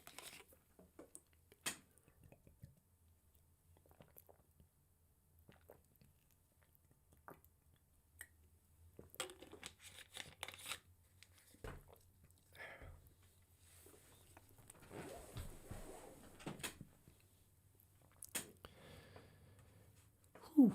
That was a little bit longer than I thought it was going to be. Okay, let's see.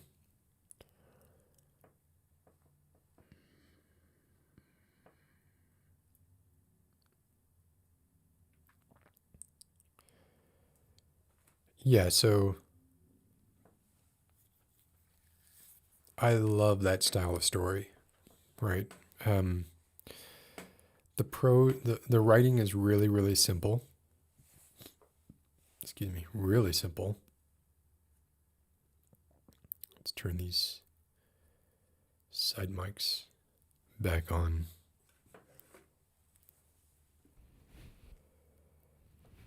Right, it's not like reading Poe or Ligotti or Lovecraft or, simple sentence structures. It's just sort of ambience-based, but also plot-based, and with enough thought put into it, the imagery of him as a demon, or being seen as a demon through her eyes. I thought that was pretty powerful. The sort of subtle, or, not super subtle, but, not hitting you over the head with a hammer kind of thing about how the nod to how quickly she learned by only having to go to the basement once. And I guess if you think about it like that, she probably is still in the basement, right? And then saying that his wife was not such a fast learner, implying that he abused her in a similar way. Looking at calling, into basically saying like how much is attributable to luck, but it doesn't recuse you from anything, right? He probably, in his own mind, didn't mean to kill his daughter, Danny. I found the only thing that was weird to me about it was the names. Like his name was Drago. That's a kind of a weird. And the name he assumed was Tom, but his real name was Drago. Which, gives me kind of Ghostbusters 2 vibes. Vigo.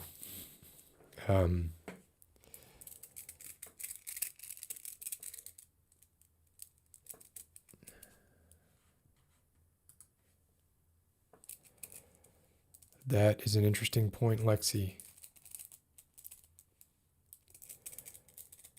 But are you saying that like he killed her like right? No, because then she would have been found, right? Like if he killed her like in the bathroom or something, or right there, like she probably would have been found. It seems more likely that maybe he did get away with her. Although interestingly, right, he does mention he didn't have a car seat, so he just put a jacket down, and that was good enough.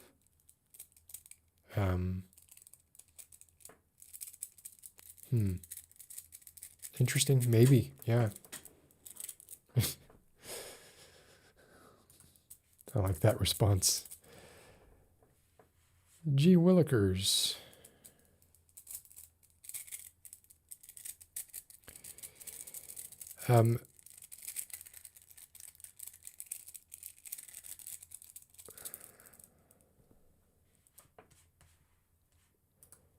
Well, but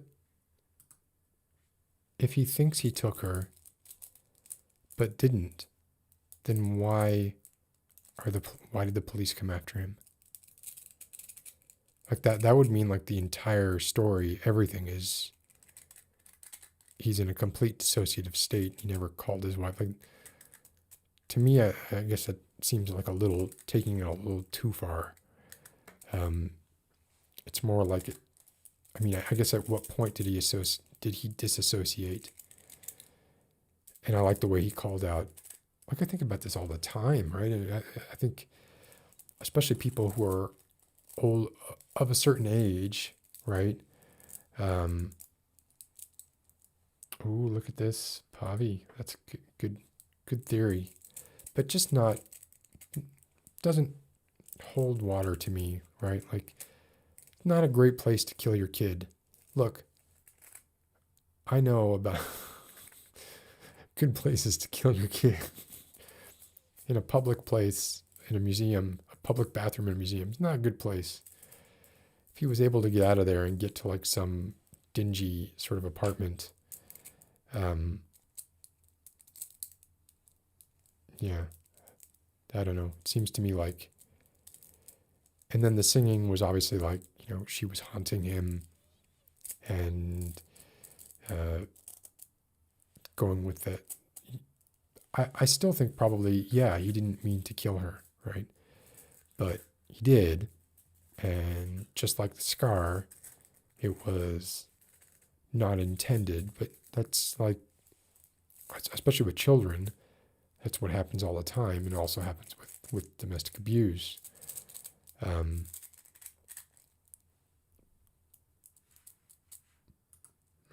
don't know. That would invalidate so much.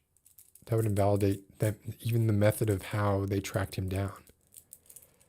I mean, they tracked him down because he called his wife, his ex-wife. It would just invalidate a lot.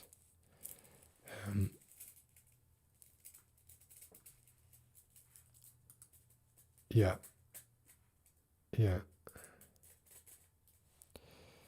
Yeah, that was a bit of it. Like I started thinking poltergeist, right? Hey, Notch Thexan, how are you doing? Knock Thexan.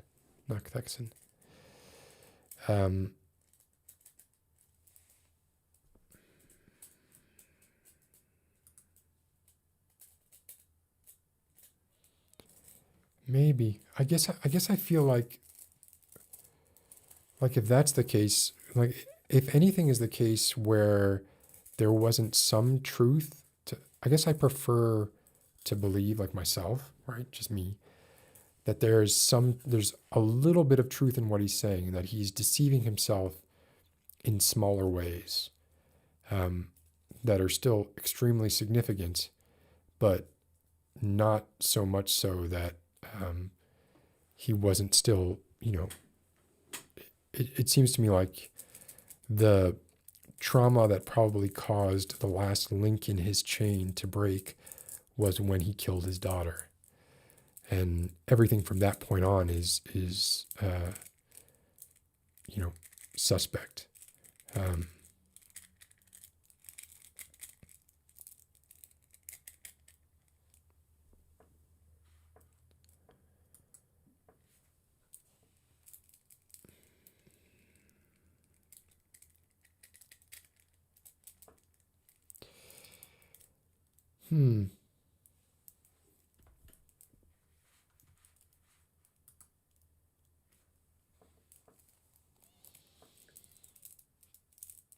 Possible, Pavi, but still, like, if you're going to, like,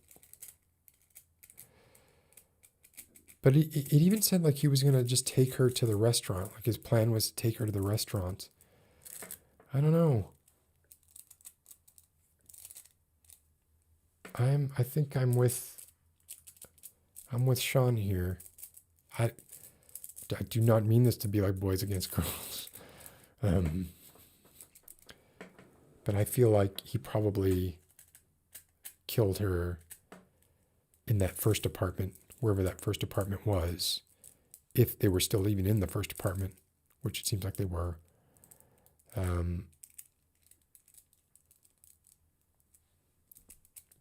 Right, Sean. I think what is being said though is like that none of that is reliable. Right, none of him seeing that is not reliable. He dreamed it, and then it happened. The TV and the static.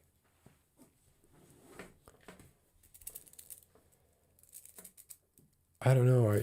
You can find patterns in static, and you can get sort of almost hypnotized by static. I don't know. I feel like that's kind of a dangling Chad with the story. Because when I read that, I very much thought Carol Ann in Poltergeist, and thought she was going to be sort of haunting him, which she did in a way.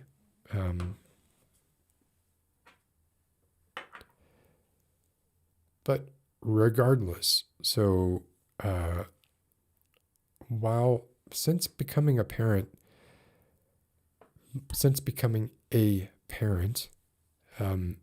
it is more difficult for me to read or see or like talk about things that have to do with hurting children.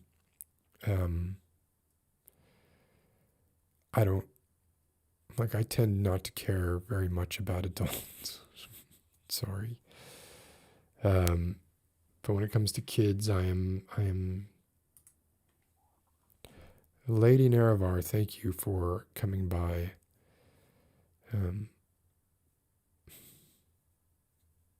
Yeah, I want to go back and read a bunch of that Kirkbride stuff because it was so creative, and he seemed like such a. Meeting him, he reminded me of H. John Benjamin, which probably not. He's the voice from Bob's Burgers. Just seemed like such a normal, down-to-earth guy. But I'm pretty sure that the stuff that he wrote was written under the influence of maybe something. I don't know. I don't want to slander, so I won't say anything. But I think he might have maybe come up with some of that stuff while, say, in an altered state of some kind. Yeah, honestly, like I feel like that whole part could have been cut out. Like, if it wasn't relevant, which it doesn't seem like it was.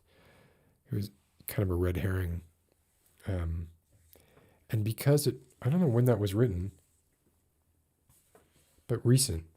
So, comparatively recent. So, the poltergeist reference, yeah, very recent. The poltergeist reference could not have been lost on him. So, he knew what he was doing by introducing that. Oh, good night.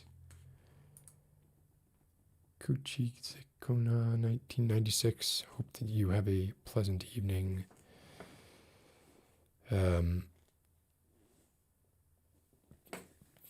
Anyway, so I liked that story. That was not the best story in the book. I don't even think it was as good as the story I read on the last one, which was the first story in the book. So if you're into that, right, he has a few books out. And if you like, I think he's a good stepping stone into things like, again, right, like Ray Russell, Thomas Ligotti, Shirley Jackson. Looking at my bookshelf over here. Like I said, I even like read philosophy as horror, right? So if the philosophical school of thought is dismal enough, I can see that. Yes, I liked Born Stillborn more too. Like the whole, honestly, even just the imagery of a day therapist and a night therapist, like just those words,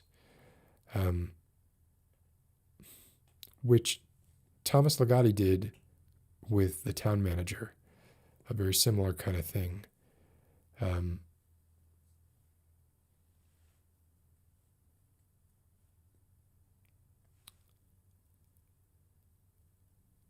Your to be read is very long. Yeah.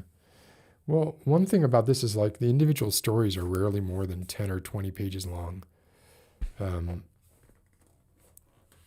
So I'm not a bathroom reader, but if you are a bathroom reader, it's probably a good bathroom book. Anyway, I hope you all liked it, and I hope you all liked some of the discussion on the direction of where I'd like to go in the future, and that is to not be self-consuming or too self-referential. Yeah, I think I'm going to sign off here too. It's been 2 hours. I may still do the Wednesday one. Whoops. I got to find out. I won't really know until tomorrow. But this was fun. I got to experiment with lights and try. I will never do another, well, maybe until Halloween. Like I'll do stuff this colorful. This is too colorful for my taste. I'm looking at it even now, and like the rim lights, the green and yellow rim lights on my hair and my shoulders and on this microphone right there.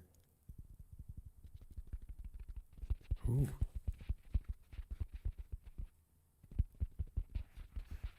And the blue light from the mic and the orange light coming from behind. Perhaps I can end with this. If I turn all these off.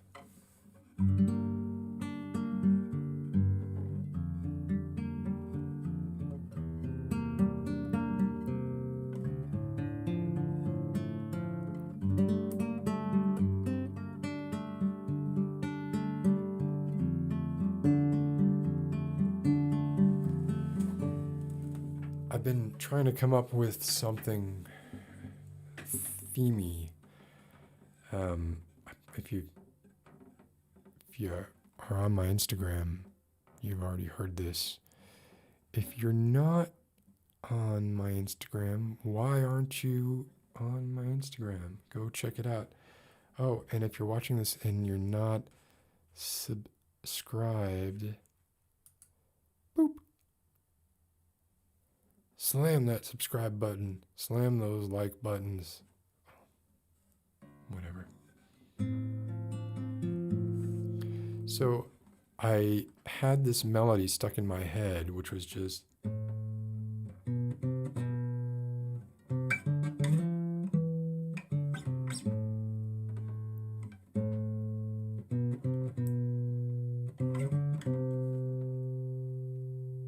That was it. It was stuck in my head. I don't know why.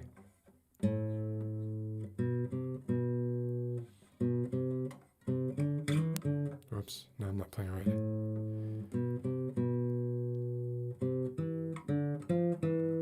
That's it.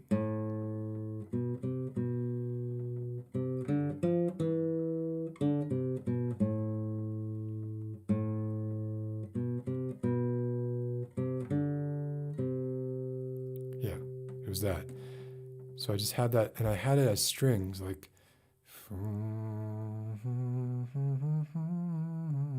a cellos or something like that. And I don't know, I probably stole it from somewhere. I don't know why it was in my head. But I was thinking, okay, let me see if I can do that, something with that on guitar, but really, I mean, it's simple, right? It's just, even like if you simplify it even more, it's just...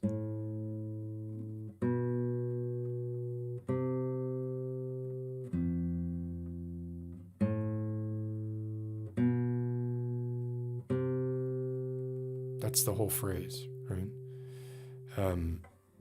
So I was thinking of like, well, I wanted to play with what notes I hit, what notes I specifically didn't hit, but that were implied by that.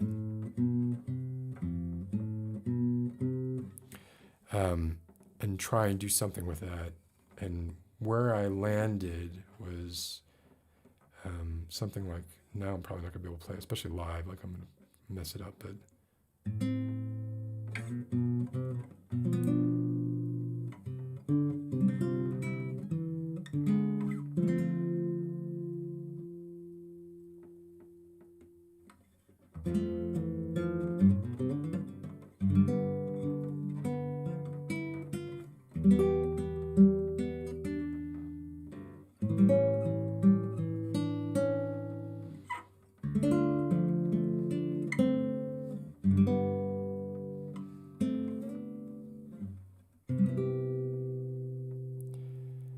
And then just like ending there, or even going from like...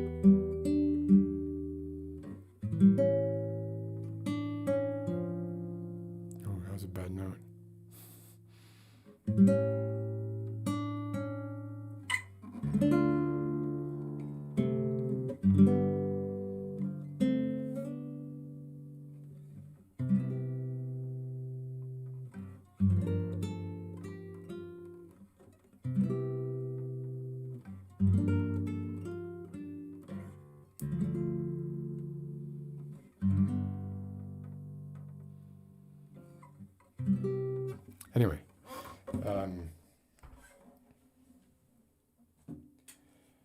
I'm sure I'm going to, at some point, take that into Ableton or something and turn it into something abhorrent, more like this, which, started out as just like a really, really simple thing, and then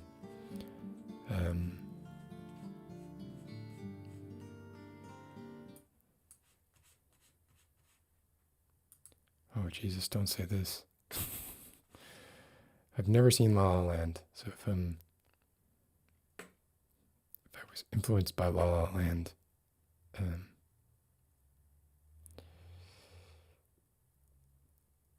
okay, right.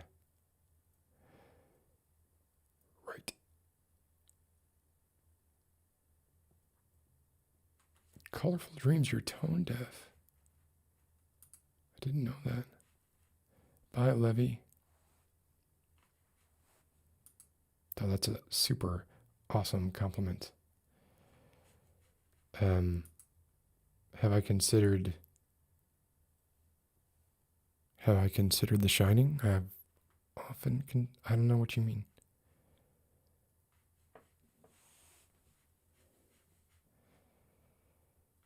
I don't know what you mean by have I considered The Shining.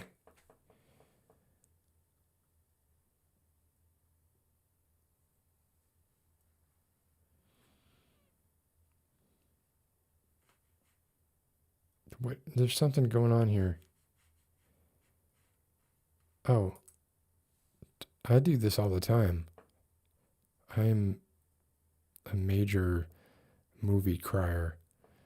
I believe I generally cry more than any of my partners do, generally. I can remember, in fact, watching Children of a Lesser God with an ex a long time ago. And there's a scene in Children of a Lesser God where, if you're not familiar with the movie, it's not really a spoiler, but it's about a deaf, mute person. She chooses to be mute because she's sort of like a self-shaming deaf person, right?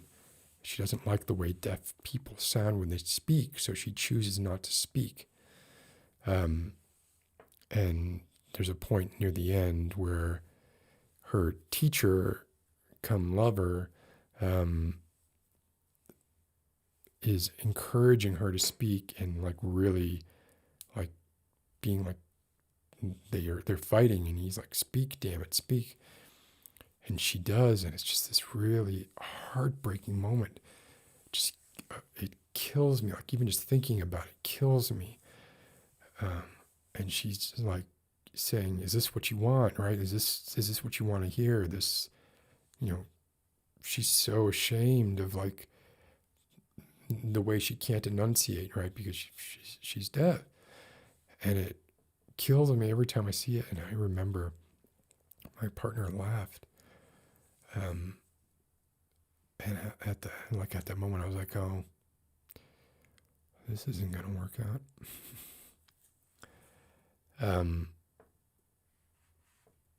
Anyway, if you haven't seen Children of a Lesser God, Marlee Matlin, William Hurt, both Marlee Matlin's performance in that is freaking amazing. I mean, it is a little bit sort of patriarchal, Singing in the Rain, or I'm sorry, The Rain in Spain Falls Mainly on the Plain, My Fair Lady-esque. But if you can get past that part of it, it is a really, really... Actually, you know what? I take that back. Marley Matlin is like one of the strongest characters in that movie that I've seen. And that movie came out in the 80s, and it was, yeah. Do I think of myself as someone who is more empathetic than what? I listen to classical all the time. Classical is in regular rotation for me, especially guitar. But like Bach arrangements by Segovia et al.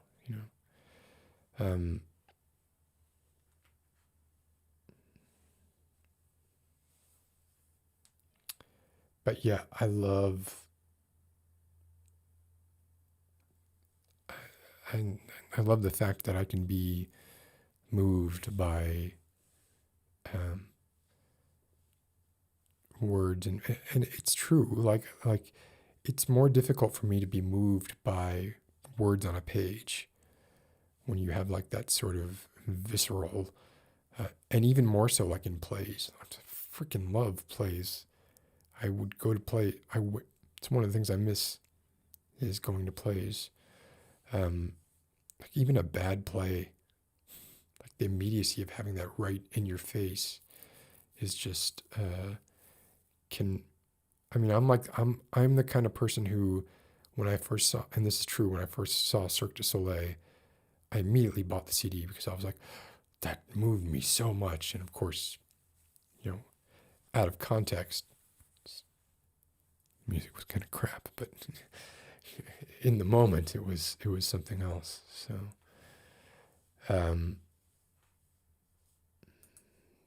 are you talking about the movie?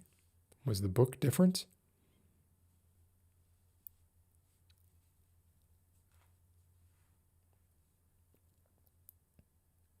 What is this? Probably because of the Bowie song. I want to. Yeah, probably. I think I don't know. I think I wouldn't say more empathetic generally, but certainly when it comes to like media, I think I'm moved by fiction more than others.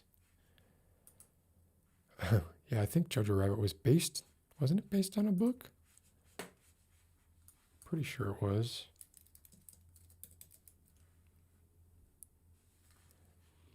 Yeah, Caging Skies. So wait a minute, what did you? Okay, I know what you were moved by, but that I kind of saw that coming. I mean, the whole movie you have. I don't know how to talk about this without giving it away, but there's a lot of foreshadowing of that happening. If we're talking about the same thing, I mean, from like even the way that it was just like kind of set up that he saw this scene. And for people who know what I'm talking about, they'll know what I'm talking about. He sees this scene early on, right? They make it a point to sort of emphasize a particular item of thing that something wears. And they constantly made it a point that she was, oh, I just did it. I just blew it. They made it a point that somebody was doing things that might get them in that kind of trouble. Sorry. I liked Jojo Rabbit. I didn't love it. I liked it. I'm watching The Queen's Gambit now on Netflix, and actually I think that's pretty good. Yeah, it was. I mean, how can you not, right? Like yeah. I mean, it was devastating. Devastating. And Sam Rockwell's character in that movie, like, honestly,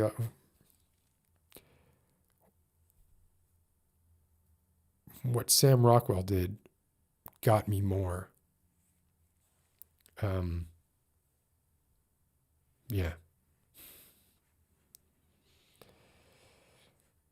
All right. Thank you all for coming. I'm going to go watch the next episode of Queen's Gambit and then go to bed. Queen's Gambit so far, I like it a lot, but I'm biased because I like Anna Taylor-Joy. I don't know. All I think of is The Witch, right? So loved The Witch, up and down, back and forth. Anna Taylor-Joy, Anna Joy Taylor, I don't remember, something like that. So she's in it, so it's basically just like automatically, I'm gonna like it, because I'm just constantly like, the witch, the person from the witch, the person from the witch. Hope you all have a good night. Hope I'm able to, yeah, if I do Wednesday night, I'm not sure what I'm gonna talk about. Kind of covered it here, but take care, stay safe. This is a reminder, right? Like, so my ex-wife's office had been for 7 months. They kept things at bay, and it was one party.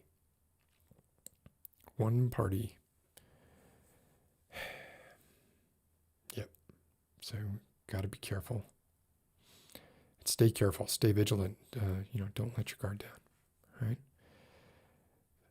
Tree-haired ginger ale. I didn't see you. Amy Myers. Thank you. Good night, Ramona, Lexi, and Notch Thexon, and Sean. Thank you for coming and for your contributions. Everybody's contributions. Ramona, Zememski, Kuchinaya, you were supposed to already be gone, and you hung out for the end. I appreciate that. All right, Xava, see you all soon. Take care. Colorful dreams. Good night. I can't hit the button. Can't hit the button because it's covered with another window. Okay. Good night.